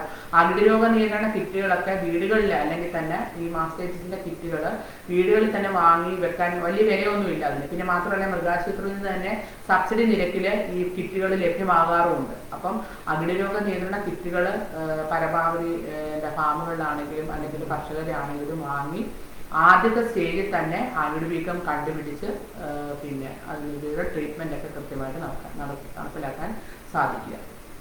ഇനി നമ്മൾ ഫാമിലേക്ക് വരികയാണെങ്കിൽ തൊഴിലാളികളുടെ ക്ഷാമം വളരെ കൂടുതലാണ്. മാത്രമല്ല തൊഴിലാളികളുടെ ഒത്തിരി പൈസയും ഡിമാൻഡ് ചെയ്യാറുണ്ട് അല്ലേ തൊഴിലാളികൾ. അപ്പൊ ഒരു ഫാമിനെ സംബന്ധിച്ചോളം ആദായകരമായ രീതിയിൽ നടത്തിക്കൊണ്ട് പോകുന്നതിന് പരമാവധി കൂലി ചെലവ് കുറയ്ക്കണം. കൂലിച്ചെലവ് കുറയ്ക്കുന്നതിന് വേണ്ടി നമുക്ക് എന്താ ചെയ്യാൻ പറ്റുന്നത്? യന്ത്രവൽക്കരണം പരമാവധി ഫാമുകളിൽ നടപ്പാക്കാൻ ശ്രമിക്കുക. അതായത് ലേബേഴ്സിനെ ഒഴിവാക്കിക്കൊണ്ട് പരമാവധി ഫാമിൽ യന്ത്രവൽക്കരണം നടപ്പാക്കാൻ ശ്രമിക്കുക. ഞാൻ മുമ്പേ പറഞ്ഞതുപോലെ തന്നെ എന്താണ് ഈ കുളമ്പ് രോഗം പോലെയുള്ള രോഗങ്ങളിൽ നിന്ന് അല്ലെങ്കിൽ പശുവിന്റെ കുളമ്പ് തെയ്യുന്നതിനൊക്കെ ഒഴിവാക്കാൻ വേണ്ടി റബ്ബർ മാറ്റ്, തൊഴുത്തിൽ റബ്ബർ മാറ്റ് ഇടുക. റബ്ബർ മാറ്റിനും ഇപ്പൊ തന്നെ ക്ഷീരവികസന വകുപ്പിൽ നിന്നാണെങ്കിൽ ആവശ്യാധിഷ്ഠിത ധനസഹായ പദ്ധതിയിൽ ഉൾപ്പെടുത്തി റബ്ബർ മാറ്റ് വാങ്ങുന്നതിന് സബ്സിഡി കിട്ടും. മിൽമയിൽ നിന്നും മൃഗസംരക്ഷണ വകുപ്പിൽ നിന്നും എല്ലാം എന്തുണ്ട്, റബ്ബർ മാറ്റ് വാങ്ങുന്നതിന് വേണ്ടി സബ്സിഡി എത്തിക്കാറുണ്ട്. അതൊക്കെ പരമാവധി പ്രയോജനപ്പെടുത്തിക്കൊണ്ട് തൊഴുത്തിൽ റബ്ബർ മാറ്റൊക്കെ ഇട്ട് പശുക്കളെ വളർത്താൻ വേണ്ടി ശ്രദ്ധിക്കുക. പിന്നെ ഓട്ടോമാറ്റിക് വാട്ടർ ബോൾ ഞാൻ മുമ്പേ പറഞ്ഞില്ലേ, ഇപ്പൊ പുതുതായി പണിയുന്ന അല്ലെങ്കിൽ നേരത്തെ ആണെങ്കിലും നമ്മൾ കൃത്യമായി കർഷകർക്ക് നിർദ്ദേശം കൊടുക്കാറുണ്ട്. തൊഴുത്ത് പണിയുമ്പോൾ തന്നെ പശുക്കൾക്ക് എല്ലാ സമയവും എപ്പോഴും പശു ആഗ്രഹിക്കുന്ന സമയത്തൊക്കെ തന്നെ അതിന് വെള്ളം കിട്ടത്തക്ക രീതിയിലുള്ള ഓട്ടോമാറ്റിക് വാട്ടർ ബൗൾ സംവിധാനം പശുവിന്റെ തൊഴുത്തിൽ ഏർപ്പെടുത്തുന്നത് വളരെ നന്നായിരിക്കും. കാരണം നമ്മൾ പശു വെള്ളം കുടിക്കാൻ ആഗ്രഹിക്കുന്ന സമയത്ത് തന്നെ പശുവിന്റെ മുന്നിൽ വെള്ളം കിട്ടുന്ന, എപ്പോഴും യഥേഷ്ടം വെള്ളം പശുവിന് കുടിക്കാൻ കിട്ടുന്ന സാഹചര്യം ഒരുക്കി കൊടുക്കാൻ വേണ്ടി ഓട്ടോമാറ്റിക് വാട്ടർ ബോൾ സംവിധാനങ്ങൾ തൊഴുത്തിൽ സ്ഥാപിക്കുക. മുമ്പേ പറഞ്ഞ പോലെ തന്നെ പുൽത്തൊട്ടി, തൊഴുത്തിലെ ഏറ്റവും പ്രധാനപ്പെട്ട ഘടകങ്ങളാണ്. അതായത് പുൽത്തൊട്ടിയിൽ തന്നെ ഓട്ടോമാറ്റിക് വാട്ടർ ബോൾ സംവിധാനം, പിന്നെ തറ, കൃത്യമായിട്ടുള്ള തറ, പുറകിലുള്ള മൂത്രച്ചാല്, ഇത്രയും സംവിധാനങ്ങൾ വേണം. അപ്പം പുൽത്തൊട്ടി കൃത്യമായിട്ട് വേണം. പിന്നെ തീറ്റപ്പുല്ല് ഞാൻ മുമ്പേ പറഞ്ഞു. തീറ്റപ്പുല്ല് എന്ന് പറഞ്ഞാൽ നേപ്പിയർ ഒക്കെ എന്ന് പറഞ്ഞാൽ വളരെ നീളമുള്ള തണ്ടാണ്. അപ്പോൾ ശരിയായ രീതിയിൽ ദഹിക്കണമെങ്കിൽ പെല്ലറ്റ് രൂപത്തിൽ അതിനെ അരിഞ്ഞു കൊടുക്കുന്നത് ഏറ്റവും അഭികാമ്യമാണ്. അതോടൊപ്പം തന്നെ വേസ്റ്റേജ് നമുക്ക് കുറയ്ക്കാൻ പറ്റും. അപ്പോൾ പുല്ലരിഞ്ഞതിനുള്ള യന്ത്രം, ചാക്ക് കട്ടർ, ഇതിനും ക്ഷീരവികസന വകുപ്പിൽ നിന്ന് സബ്സിഡി ഉണ്ട്. അപ്പോൾ ചാക്ക് കട്ടർ സംവിധാനം സ്ഥാപിക്കുക. പിന്നെ ബയോഗ്യാസ് പ്ലാന്റുകൾ, ഇപ്പോൾ ഇന്ധനത്തിനൊക്കെ വളരെയധികം വില കൂടിക്കൊണ്ടിരിക്കും, ഗ്യാസിനൊക്കെ വളരെയധികം വില കൂടിക്കൊണ്ടിരിക്കുന്ന ഒരു സാഹചര്യമാണ് അല്ലേ. അപ്പോൾ പശു വളർത്തുന്നതിനെ സംബന്ധിച്ചോളം ഒരു എന്താ പറയുക ബുദ്ധിമുട്ടുമില്ല ബയോഗ്യാസ് പ്ലാന്റ് സ്ഥാപിക്കാൻ. അപ്പോൾ ബയോഗ്യാസിൽ നിന്ന് കിട്ടുന്ന ഇത് ഉപയോഗിച്ചുകൊണ്ട് നമുക്ക് എന്താണ് ഇന്ധനത്തിന് പകരം ബയോഗ്യാസ് പ്ലാന്റിൽ നിന്നുള്ള വാതകം ഉപയോഗിച്ചുകൊണ്ട് പിന്നെ എന്താ പറയുക നമ്മുടെ ആവശ്യങ്ങൾക്കെല്ലാം വേണ്ടി അത് ഉപയോഗിക്കാൻ പറ്റും. അതുകൊണ്ട് തന്നെ അപ്പം തന്നെ നമ്മുടെ കോസ്റ്റ് ഓഫ് പ്രൊഡക്ഷൻ അല്ലെങ്കിൽ ഉൽപ്പാദന ചെലവ് കുറയ്ക്കാൻ സാധിക്കും. നല്ല രീതിയിലുള്ള പല ഫാമുകളും നമുക്ക് നോക്കിയാൽ കാണാൻ സാധിക്കും. അവരുടെ ആവശ്യങ്ങളെല്ലാം തന്നെ അവർ നിറവേറ്റുന്നത് ഈ ബയോഗ്യാസ് പ്ലാന്റിൽ നിന്ന് കിട്ടുന്ന ബയോഗ്യാസ് ഉപയോഗിച്ചാണ്. പിന്നെ ഗോബർ ഗ്യാസിൽ നിന്ന് വൈദ്യുതി ഉൽപ്പാദിപ്പിക്കാൻ വേണ്ടി നമ്മൾ വെറ്റിനറി സർവകലാശാലയിൽ ഗോബർ ഗ്യാസിൽ നിന്ന് കിട്ടുന്ന വൈദ്യുതി ഉപയോഗിച്ചുകൊണ്ടാണ് അവിടുത്തെ ബൾബുകളും കറവേന്ദ്രങ്ങളും എല്ലാം തന്നെ പ്രവർത്തിപ്പിക്കുന്നത്. അപ്പോൾ ചെലവ് കുറഞ്ഞ രീതിയിൽ ഗോബർ ഗ്യാസിൽ നിന്നും വൈദ്യുതി ഉൽപ്പാദിപ്പിക്കാനുള്ള സാങ്കേതിക വിദ്യയും നമ്മുടെ കേരളത്തിൽ തന്നെ യൂണിവേഴ്സിറ്റിയിൽ വികസിപ്പിച്ചെടുത്തിട്ടുണ്ട്. പിന്നെ പശുവിനെ കുളിപ്പിക്കുന്നതിന് വേണ്ടി നമുക്ക് എന്ത് ഉപയോഗിക്കാം? പ്രഷർ ജെറ്റ് ഉപയോഗിക്കാം. പിന്നെ ചാണകം എടുത്ത് മാറ്റാൻ വേണ്ടിയുള്ള ഡാൻസ് സ്ക്രാപ്പറുകൾ, അതായത് ഇങ്ങനെ ഓട്ടോമാറ്റിക് ആയിട്ടുള്ള ഡാൻസ് സ്ക്രാപ്പറുകൾ, ചാണകം എടുത്ത് മാറ്റുന്നതിന് വേണ്ടിയുള്ള ഡാൻസ് സ്ക്രാപ്പർ ഉപയോഗിക്കാം. ഈ ചവിട്ടുന്ന സ്വഭാവമൊക്കെ ഉള്ള പശുക്കളാണെങ്കിൽ ചവിട്ടാതിരിക്കാൻ വേണ്ടി ആന്റി കിക്ക് ഗാർഡുകൾ നമുക്ക് സ്ഥാപിക്കാവുന്നതാണ്. അതോടൊപ്പം തന്നെ ചാണകം ഉണക്കുന്നതിന് വേണ്ടി ചാണകത്തിന്റെ മാനുവൽ ഡ്രയറൊക്കെ ഇപ്പോൾ വിപണിയിൽ ലഭ്യമാണ്. അത് വ്യാവസായിക അടിസ്ഥാനത്തിൽ 100ഉം 150ഉം ഒക്കെ പശുക്കൾ വളർത്തുന്ന ഫാമുകളെ സംബന്ധിച്ചോളം ചാണകം കൃത്യമായിട്ട് ഈ മാനുവൽ ഡ്രയർ ഉപയോഗിച്ച് ഉണക്കി സൂക്ഷിക്കാൻ സാധിക്കും. അതുപോലെ തന്നെ ചാണകത്തിന് നല്ല ഡിമാൻഡാണ് അല്ലേ. നമ്മൾ സൂപ്പർ മാർക്കറ്റിലൊക്കെ പോയി കഴിഞ്ഞ് കഴിഞ്ഞാൽ എന്താണ് ഈ നമ്മളുടെ 1 കിലോയ്ക്ക് 1.5 കിലോയുള്ള പാക്കറ്റുകളായിട്ട് ഉണങ്ങിയ ചാണകം നമ്മുടെ കൃഷിക്ക് ഉപയോഗിക്കാൻ വേണ്ടി പാക്കറ്റുകളാക്കി അവിടെ വിൽപ്പന നടത്തുന്നുണ്ട്. അങ്ങനെയൊക്കെയുള്ള വലിയ വലിയ ഫാമുകളിൽ നിന്നാണ് അത്തരത്തിലുള്ള പാക്കറ്റുകളൊക്കെ ഈ സൂപ്പർ മാർക്കറ്റുകളിലേക്ക് എത്തുന്നത്. അങ്ങനെയുള്ള ഫാമുകളെ സംബന്ധിച്ചോളം ഈ മാനുവൽ ഡ്രയർ നമുക്ക് ഉപയോഗിക്കാൻ സാധിക്കും. പിന്നെ പശുവിനെ ഗ്രൂമിംഗ് ബ്രഷ് ഉപയോഗിക്കാം അല്ലെ. അതിൻ്റെ ബ്ലഡ് സർക്കുലേഷനൊക്കെ വർദ്ധിപ്പിച്ച് കൂടുതൽ പാൽ ഉൽപാദനം പ്രൊഡക്ഷൻ കൂട്ടുന്നതിന് വേണ്ടി ഗ്രൂമിംഗ് ബ്രഷുകൾ ഉപയോഗിക്കാം. പിന്നെ ഫോഗറും സ്പ്രേയറും മിസ്റ്റും ഒക്കെ തൊഴുത്തിൽ സ്ഥാപിക്കുന്നത് വഴി തൊഴുത്തിലെ ചൂട് കുറയ്ക്കാനും നന്നായിട്ട് എയർ സർക്കുലേഷനൊക്കെ വരുത്തുന്നതിന് വേണ്ടി സാധിക്കും. ചാണകം എന്താ പറയുക ഉണങ്ങി പിന്നെ ചാണക വരളി ഉണ്ടാക്കി കഴിഞ്ഞ് കഴിഞ്ഞാൽ അത് ഇന്ധനമായിട്ട് നമുക്ക് ഉപയോഗിക്കാൻ സാധിക്കും. മണ്ണിര കമ്പോസ്റ്റ് ഡയറി ഫാമുകളിൽ പ്രാവർത്തികമാക്കാൻ പറ്റുന്ന മറ്റൊരു സംവിധാനമാണ് മണ്ണിര കമ്പോസ്റ്റ് എന്ന് പറയുന്നത്. പിന്നെ ഇത്തരത്തില് ഫാമുകളിൽ യന്ത്രവൽക്കരണം, അതായത് ലേബേഴ്സിനെ പരമാവധി ഒഴിവാക്കിക്കൊണ്ട് ക്ഷീരവികസന വകുപ്പിന്റെയും മൃഗസംരക്ഷണ വകുപ്പിന്റെയും അതോടൊപ്പം തന്നെ മിൽമയുടെയും ഒക്കെ ധനസഹായത്തോടുകൂടി മെക്കനൈസേഷൻ അല്ലെങ്കിൽ യന്ത്രവൽക്കരണം ഫാമുകളിൽ നടപ്പാക്കി കഴിഞ്ഞു കഴിഞ്ഞാൽ ഒരു പരിധിവരെ എന്താണ് ലേബർ കോസ്റ്റ്, ഫാമുമായിട്ട് ബന്ധപ്പെട്ട ലേബർ കോസ്റ്റും അതോടൊപ്പം തന്നെ ഇപ്പൊ ഈ റബ്ബർ മാറ്റൊക്കെ ഉപയോഗിക്കുന്നത് വഴി നമുക്ക് കുറച്ച് കുളമ്പ് രോഗം പോലെയുള്ള രോഗങ്ങളെയൊക്കെ നല്ല രീതിയിൽ അകറ്റി നിർത്താൻ സാധിക്കും. കറവ യന്ത്രം ഉപയോഗിക്കുന്നത് വഴി പൂർണ്ണമായ രീതിയിൽ കറവ സാധ്യമാകും. അതോടൊപ്പം തന്നെ കറവക്കാരന് അല്ലെ ലേബർ അഡീഷണൽ ഒരു ലേബർ കോസ്റ്റ് ആണ്, അത് കറവക്കാരന് കൊടുക്കുന്ന ലേബർ കോസ്റ്റ്, അത് നമുക്ക് ഒഴിവാക്കാൻ സാധിക്കും. അപ്പൊ യന്ത്രവൽക്കരണം പരമാവധി ഫാമുകളിൽ പ്രോത്സാഹിപ്പിക്കപ്പെടുക വഴി പാലിന്റെ ഉൽപാദന ചെലവ് കുറയ്ക്കാനും അതുവഴി ആദായകരമായ രീതിയിൽ പാൽ ഉൽപാദനം മുന്നോട്ട് കൊണ്ടുപോകുന്നതിനും സാധിക്കും. പിന്നെ കേരളത്തെ സംബന്ധിച്ചോളം ഡയറി ഫാമുകൾ നിർമ്മിക്കുമ്പോൾ കേരളത്തെ സംബന്ധിച്ചോളം നമുക്കറിയാം സ്ഥലം വളരെയധികം കുറവാണ് അല്ലെ. അപ്പോൾ ഉള്ള സ്ഥലത്ത് പരമാവധി പ്രയോജനപ്പെടുത്തണം. ഉള്ള സ്ഥലത്ത് പരമാവധി പ്രയോജനപ്പെടുത്തിക്കൊണ്ട് ഡയറി ഫാമിംഗ് നടത്തണം. ടൗണിലൊക്കെ ആണെങ്കിലും പലപ്പോഴും ടൗണിലെ കർഷകരെ അപേക്ഷയുമായിട്ട് വരുമ്പോൾ അവർക്ക് സ്ഥലം വളരെ കുറവായിരിക്കും. അപ്പം നമ്മൾ അവരോട് പറയുന്ന ഒരു പ്രധാന കാര്യം, നിങ്ങൾ മറ്റ് വേറെ എവിടെയെങ്കിലും സ്ഥലമുള്ളിടത്ത് പോയി പാട്ടത്തിനെടുത്ത് തീറ്റപ്പുൽ കൃഷി അവിടെ ചെയ്യുക. ഫാം ഇവിടെ പ്രവർത്തിക്കട്ടെ, അവിടുന്ന് മതിയായ അളവിൽ ഫാമിലേക്ക് പച്ചപ്പുല്ല് കൊണ്ടുവരികയാണ്. അപ്പോൾ ഉള്ള സ്ഥലത്ത് പരമാവധി പ്രയോജനപ്പെടുത്തിക്കൊണ്ട് ഡയറി ഫാമുകൾ ശ്രദ്ധിക്കണം. പിന്നെ തൊഴിലാളികളുടെ ഇപ്പൊ തൊഴിലാളി ക്ഷാമം എന്ന് പറഞ്ഞാൽ ബംഗാളികൾ ഇവിടെ ധാരാളം ഉണ്ടെങ്കിൽ പോലും തൊഴിലാളികളുടെ അപര്യാപ്തത കണക്കിലെടുത്തുകൊണ്ട് തന്നെ ഞാൻ മുമ്പേ പറഞ്ഞ രീതിയിലുള്ള മെക്കനൈസേഷൻ സംവിധാനങ്ങൾ ഡയറി ഫാമിൽ പരമാവധി പ്രയോജനപ്പെടുത്തുക. പിന്നെ തൊഴുത്തിന്റെ തറയും പരിസരവും എളുപ്പം ഉണങ്ങുന്ന രീതിയിൽ ഞാൻ മുമ്പേ പറഞ്ഞില്ലേ, മതിയായ രീതിയിൽ കാറ്റും വെളിച്ചവും ഒക്കെ കിട്ടത്തക്ക രീതിയിൽ വേണം തൊഴുത്ത് രൂപകൽപ്പന ചെയ്യേണ്ടത്. പിന്നെ തൊഴുത്തിലെ ഉപോൽപ്പന്നങ്ങളായ ചാണകവും ഗോമൂത്രവും ഒന്നും പരിസരത്തേക്ക് ഒഴുക്കി വിടാതെ ചാണകത്തൊട്ടിയും അതോടൊപ്പം തന്നെ മൂത്ര ടാങ്കുകളും ഒക്കെ കൃത്യമായിട്ട് സ്ഥാപിക്കുക. അല്ലെങ്കിൽ തന്നെ തൊഴുത്തിൽ നിന്ന് വരുന്ന ചാണകവും മൂത്രവും ഒരു പമ്പ് ഉപയോഗിച്ച് കൃത്യമായി തൊട്ടടുത്ത തീറ്റപ്പുൽ കൃഷി തോട്ടത്തിലേക്ക് പമ്പ് ചെയ്യാൻ സാധിക്കുകയാണെങ്കിൽ തീറ്റപ്പുൽ കൃഷിക്ക് അത് അഡീഷണൽ ഒരു വളവുമാകും. നമ്മളെ സംബന്ധിച്ചോളം പരിസര മലിനീകരണം ഒഴിവാക്കാനും സാധിക്കും. അപ്പം ഈ രീതിയിൽ ഫാമുകൾ കേരളത്തെ സംബന്ധിച്ചോളം ഫാം ശ്രദ്ധിക്കുമ്പോൾ ഇത്തരത്തിലുള്ള കാര്യങ്ങൾ കൂടെ കുറച്ചുകൂടെ ശ്രദ്ധിക്കേണ്ടതായിട്ടുണ്ട്. മറ്റൊരു പ്രധാനപ്പെട്ട മേഖല എന്ന് പറഞ്ഞു കഴിഞ്ഞാൽ ആദായകരമായ രീതിയിൽ പാലുൽപാദനം നടത്തുന്നതിന് നമ്മൾ ശ്രദ്ധിക്കേണ്ട മറ്റൊരു മേഖല എന്ന് പറഞ്ഞു കഴിഞ്ഞാൽ പാലിൽ നിന്നും മൂല്യവർദ്ധിത ഉൽപ്പന്നങ്ങൾ നിർമ്മിക്കുക എന്നുള്ളതാണ്. നമുക്കറിയാം 1 ലിറ്റർ പാലിന്റെ വിലയല്ല 1 ലിറ്റർ തൈരിന്റെ വില എന്ന് പറയുന്നത്. മാത്രമല്ല പാലിൽ നിന്നും ഇപ്പം ക്ഷീരവികസന വകുപ്പിന്റെ തന്നെ ക്ഷീര ഉൽപ്പന്ന നിർമ്മാണ പരിശീലന കേന്ദ്രങ്ങളുണ്ട്. അതായത് നമ്മുടെ ട്രെയിനിങ് സെന്ററുകളുടെയൊക്കെ ആഭിമുഖ്യത്തിൽ പാലിൽ നിന്നും ചെലവ് കുറഞ്ഞ രീതിയിൽ നിർമ്മിക്കാൻ പറ്റുന്ന പാൽ ഉൽപ്പന്നങ്ങളെ സംബന്ധിച്ച് ഒട്ടേറെ പരിശീലന പരിപാടികളൊക്കെ സംഘടിപ്പിക്കുന്നുണ്ട്. അപ്പോൾ പരിശീലന പരിപാടികളെല്ലാം തന്നെ സശ്രദ്ധം വീക്ഷിച്ച് പാലിൽ നിന്നും മൂല്യവർദ്ധിത ഉൽപ്പന്നങ്ങൾ ഉണ്ടാക്കുന്നതിനുള്ള ഒരു ശ്രമം കൂടെ നടത്തിയാൽ പാലിൽ നിന്ന് കിട്ടുന്ന അധിക വരുമാനം, ഇരട്ടി വരുമാനം, ഇപ്പം പനീർ പോലെയുള്ള ഉൽപ്പന്നങ്ങളൊക്കെ നമ്മൾ പ്രിപ്പയർ ചെയ്യുകയാണെങ്കിൽ 3 ഇരട്ടി 4 ഇരട്ടിയിലധികം പാലിനെ അപേക്ഷിച്ച് നമുക്ക് വരുമാനം അധിക വരുമാനം ലഭിക്കുന്നതാണ്. അപ്പൊ മൂല്യവർദ്ധിത ഉൽപ്പന്നങ്ങളുടെ നിർമ്മാണത്തിലേക്ക് ശ്രദ്ധിക്കുകയാണെങ്കിൽ പാലിനെ അപേക്ഷിച്ച് അധിക വരുമാനം ലഭിക്കുന്ന ഒരു മേഖലയാണ്.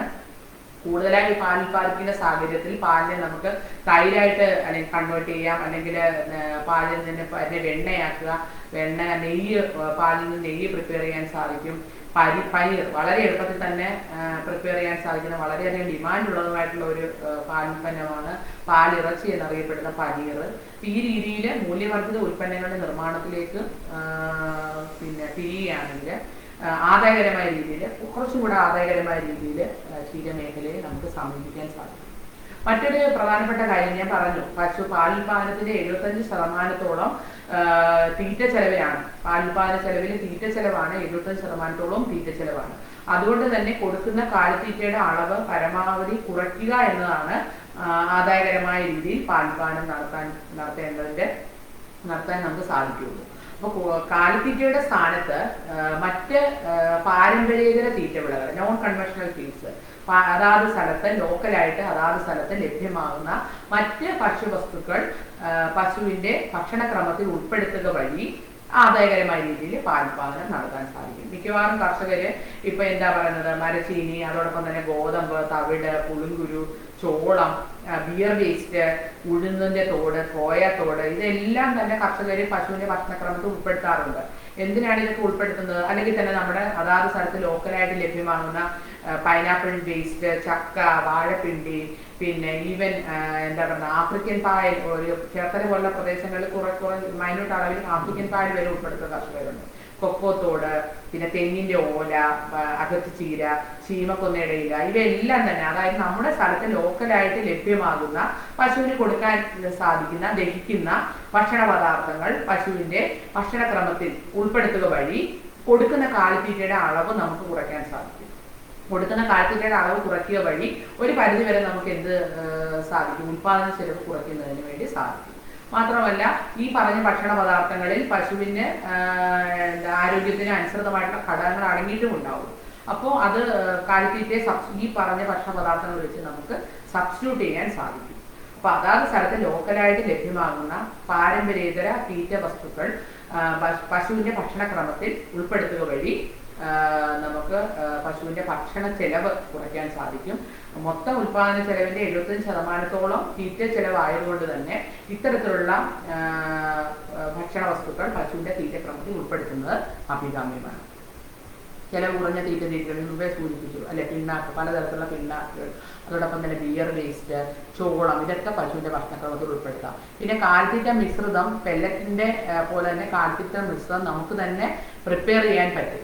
ഈ ക്രമത്തിൽ കടലപ്പിണ്ണാക്ക് 25% കടലപ്പിണ്ണാക്ക്, 30% തവിട്, അതുപോലെ തന്നെ 30% ഉണക്കക്കപ്പ, ഗോതമ്പ് തവിട് 15%, യൂറിയ 1%, ധാതു മിശ്രിതം 2%, ഉപ്പ് 1% എന്ന ക്രമത്തിൽ മിക്സ് ചെയ്ത് പിന്നെ കാലിത്തീറ്റ മിശ്രിതം പല കർഷകരും തയ്യാറാക്കാറുണ്ട്. ഇപ്പം അങ്ങനെയൊക്കെ തയ്യാറാക്കുന്നതിനുള്ള ഗുണം എന്താന്ന് പറഞ്ഞു കഴിഞ്ഞാൽ നമുക്ക് എന്താ പറയുന്നത്, കോസ്റ്റ് ഓഫ് പ്രൊഡക്ഷൻ അല്ലെങ്കിൽ ഉൽപാദന ചെലവ് കുറയ്ക്കാൻ സാധിക്കും. ഇപ്പൊ പല കർഷകരും ഇപ്പം ഈ പറഞ്ഞ രീതിയിൽ അസംസ്കൃത വസ്തുക്കൾ പുറത്തുനിന്ന് വാങ്ങി ഇവിടെ കൊണ്ടുവന്ന് അതിനനുസരിച്ച് മിക്സ് ചെയ്ത് ടോട്ടൽ മിക്സഡ് റേഷനായിട്ട് പശുക്കൾക്ക് കൊടുക്കാറുണ്ട്. അതുവഴി കൊടുക്കുന്ന കാലിത്തീറ്റയുടെ അളവ് കുറച്ച് തീറ്റ ചെലവ് നമുക്ക് കുറയ്ക്കാൻ സാധിക്കും. ഞാൻ സൂചിപ്പിച്ചത് ആദായകരമായ രീതിയിൽ പാലുൽപാദനം നടപ്പാക്കുന്നതിന് എല്ലാ ഏജൻസികളുടെയും ഒരുമിച്ചുള്ള കൂട്ടായിട്ടുള്ള ഒരു എന്താ പറയുന്നത് സഹകരണം വളരെ അത്യാവശ്യമാണ് കർഷകരെ സംബന്ധിച്ചോളം. അപ്പൊ കർഷകര് മറ്റ് ക്ഷീരവികസന വകുപ്പ്, അതോടൊപ്പം തന്നെ കൃഷി വകുപ്പ്, മൃഗസംരക്ഷണ വകുപ്പ്, മിൽമ, പിന്നെ കർഷകർക്ക് ലോൺ കിട്ടുന്ന ബാങ്കുകൾ, നബാർഡ് ഉൾപ്പെടെയുള്ള സ്ഥാപനങ്ങൾ, ഇതൊക്കെയായിട്ട് ക്ഷീര കർഷകർ നിരന്തരമായിട്ട് ഒരു ബന്ധം സ്ഥാപിക്കേണ്ടത് വളരെ അത്യാവശ്യമാണ്. എങ്കിൽ മാത്രമേ ഈ മേഖലകളിൽ നിന്നൊക്കെ, ഈ വകുപ്പുകളിൽ നിന്നൊക്കെ കർഷകരെ സഹായിക്കുന്നതിന് വേണ്ടി ഉള്ള നിരവധിയായിട്ടുള്ള ഒട്ടേറെ സ്കീമുകളുണ്ട്. അപ്പൊ ഈ സ്കീമുകൾ കർഷകർക്ക് പരമാവധി പ്രയോജനപ്പെടുത്താൻ സാധിക്കും. ഈ വകുപ്പുകളുമായിട്ടൊക്കെ നിരന്തരം ബന്ധപ്പെട്ടാൽ മാത്രമേ ഓരോ വകുപ്പിൽ നിന്നും കർഷകരെ സഹായിക്കുന്നതിന് വേണ്ടി ഉള്ള സ്കീമുകളെ കുറിച്ചൊക്കെ കർഷകർക്ക് വളരെയധികം മനസ്സിലാക്കാൻ സാധിക്കുകയുള്ളൂ. ബാങ്കുകൾ, നബാർഡൊക്കെ വഴി സബ്സിഡിയോടുകൂടി തന്നെ സെൻട്രൽ ഗവൺമെന്റ് സ്കീമുകൾ കാർഷിക മേഖലയിൽ നടപ്പാക്കുന്നുണ്ട്. അപ്പൊ ഇവരുമായിട്ടൊക്കെ വിവിധ വകുപ്പുകളിൽ നിന്ന് കിട്ടുന്ന ധനസഹായങ്ങളെ കുറിച്ച് വ്യക്തമായ അവബോധം ഓരോ കർഷകരും ആർജിക്കേണ്ടത് ആദായകരമായ രീതിയിൽ പാലുൽപാദനം നടത്തുന്നതിന് വളരെയധികം അത്യന്താപേക്ഷിതമാണ്. ക്ഷീരവികസന വകുപ്പിനെ സംബന്ധിച്ചോളം പാൽ ഉൽപാദകരുടെയും ഉപഭോക്താക്കളുടെയും താല്പര്യം സംരക്ഷിക്കാൻ വകുപ്പ് എപ്പോഴും തയ്യാറാണ്. അതുകൊണ്ട് കർഷകർക്ക് അവരുടെ ആദായകരമായ രീതിയിൽ അല്ലെങ്കിൽ ശാസ്ത്രീയമായ രീതിയിൽ ഈ മേഖലയെ മുന്നോട്ട് കൊണ്ടുപോകുന്നതിന് ആവശ്യമായ എല്ലാ സഹായങ്ങളും വകുപ്പിന്റെ ഭാഗത്തു നിന്നും നൽകുന്നുണ്ട്. അതിന് തൊട്ടടുത്ത ക്ഷീരവികസന യൂണിറ്റുകളുമായിട്ട് നിങ്ങൾ ബന്ധപ്പെടുക. ക്ഷീരവികസന യൂണിറ്റിൽ നിന്ന് തന്നെ പശു വളർത്തലിനും അതോടൊപ്പം തന്നെ തീറ്റപ്പുൽ കൃഷിക്കാണെങ്കിലും തൊഴുത്ത് നിർമ്മാണത്തിനാണെങ്കിലും തൊഴുത്തിന്റെ നവീകരണത്തിനാണെങ്കിലും എല്ലാ ഈ മേഖലയിലെ ഓരോ ഘടകങ്ങൾക്കും ആവശ്യമായ ധനസഹായങ്ങൾ ക്ഷീരവികസന വകുപ്പിൽ നിന്ന് നിങ്ങൾക്ക് കിട്ടും. അത് എല്ലാ മേഖലയിലും, തീറ്റപ്പുൽ കൃഷി മേഖലയിലും അതോടൊപ്പം തന്നെ പുതിയ പശുക്കളെ വാങ്ങാനുള്ള ധനസഹായങ്ങൾ, ഇതെല്ലാം തന്നെ കർഷകർ പരമാവധി പ്രയോജനപ്പെടുത്തണം. അതോടൊപ്പം തന്നെ ഈ മേഖലയുമായി ബന്ധപ്പെട്ട ഒട്ടേറെ നൂതന അറിവുകളും ആശയങ്ങളും ആർജിക്കാൻ വേണ്ടി നിങ്ങൾ ഈ പരിശീലന പരിപാടികളിൽ പരമാവധി പങ്കെടുക്കണം. ക്ഷീരവികസന വകുപ്പിന്റെ ആഭിമുഖ്യത്തിൽ നമ്മുടെ ക്ഷീര പരിശീലന കേന്ദ്രങ്ങൾ വഴി കർഷകർക്ക് കൃത്യമായി ശാസ്ത്രീയമായ പക്ഷിപരിപാലന രീതികളെക്കുറിച്ചും പാലുൽപ്പന്ന നിർമ്മാണത്തെക്കുറിച്ചും അതോടൊപ്പം തന്നെ ശാസ്ത്രീയമായ കൃഷി രീതികളെക്കുറിച്ചും ചെലവ് കുറഞ്ഞ നൂതന കൃഷി രീതികളെക്കുറിച്ചും എല്ലാം തന്നെ ഈ മേഖലയുമായി ബന്ധപ്പെട്ട എല്ലാ വിഷയങ്ങളെക്കുറിച്ചും ക്ഷീരപരിശീലന കേന്ദ്രങ്ങളുടെ ആഭിമുഖ്യത്തിൽ കൃത്യമായി പരിശീലന പരിപാടികൾ സംഘടിപ്പിക്കുന്നുണ്ട്. ഈ പരിശീലന പരിപാടികളിലെല്ലാം തന്നെ ക്ഷീരകർഷകർ പരമാവധി പ്രത്യേകിച്ച് ഈ മേഖലയിലേക്ക് പുതുതായി കടന്നു വരാൻ ആഗ്രഹിക്കുന്ന എല്ലാ ആളുകളും കൃത്യമായി ഇത്തരത്തിലുള്ള പരിശീലന പരിപാടികളിൽ പങ്കെടുക്കണം. നല്ല രീതിയിൽ പ്രവർത്തിക്കുന്ന ഫാമുകൾ പരമാവധി സന്ദർശിക്കുക. അവിടെ നിന്ന് കിട്ടുന്ന അറിവുകൾ, അതോടൊപ്പം തന്നെ ഈ മേഖലയിൽ കടന്നു വരാവുന്ന പ്രതിസന്ധികൾ, എന്തെല്ലാം പ്രയാസങ്ങൾ ഈ മേഖല നേരിടുന്നുണ്ടോ ആ പ്രതിസന്ധികളെ ഏത് തരത്തിലാണ് ഈ ഫാം നടത്തുന്ന ആളുകൾ അതിജീവിക്കുന്നത്, ഇതൊക്കെ മനസ്സിലാക്കി ഈ മേഖലയുടെ സ്ട്രെങ്തും വീക്ക്നെസ്സും എല്ലാം മനസ്സിലാക്കിയിട്ട് വേണം ഈ മേഖലയിലേക്ക് പുതുതായി കടന്നു വരേണ്ടതും. അതോടൊപ്പം തന്നെ ഈ മേഖലയിൽ നല്ല രീതിയിൽ പ്രവർത്തിച്ചുകൊണ്ടിരിക്കുന്ന കർഷകർക്ക് ആദായകരമായ രീതിയിൽ ഈ മേഖലയിൽ നിലനിൽക്കുന്നതിനും ഇത്തരത്തിലുള്ള ശാസ്ത്രീയമായ അറിവുകൾ വളരെയധികം അഭികാമ്യമാണ്. അപ്പം അതുകൊണ്ട് തന്നെ ഞാൻ ഈ പറഞ്ഞ കാര്യങ്ങൾ സ്വീകരിക്കുന്നതിനോടൊപ്പം തന്നെ നിങ്ങൾക്ക് കൂടുതൽ അറിവുകൾ ലഭിക്കുന്നതിന് വേണ്ടി കൂടുതൽ ശാസ്ത്രീയത പശു വളർത്തലിലേക്ക് കൊണ്ടുവരുന്നതിനും ഇതുപോലെയുള്ള പ്രോഗ്രാംസിലൊക്കെ പരമാവധി പങ്കെടുക്കുക. പിന്നെ നിങ്ങൾക്ക് എന്ത് സംശയത്തിനും കൃത്യമായിട്ട് നമ്മുടെ ക്ഷീരവികസന വകുപ്പിനെയും ഉദ്യോഗസ്ഥരെയും സമീപിക്കാവുന്നതാണ്. അപ്പോൾ ഇത്രയും നേരം എൻ്റെ ക്ലാസ് കഴിച്ച എല്ലാ സുഹൃത്തുക്കൾക്കും നന്ദി രേഖപ്പെടുത്തുന്നു.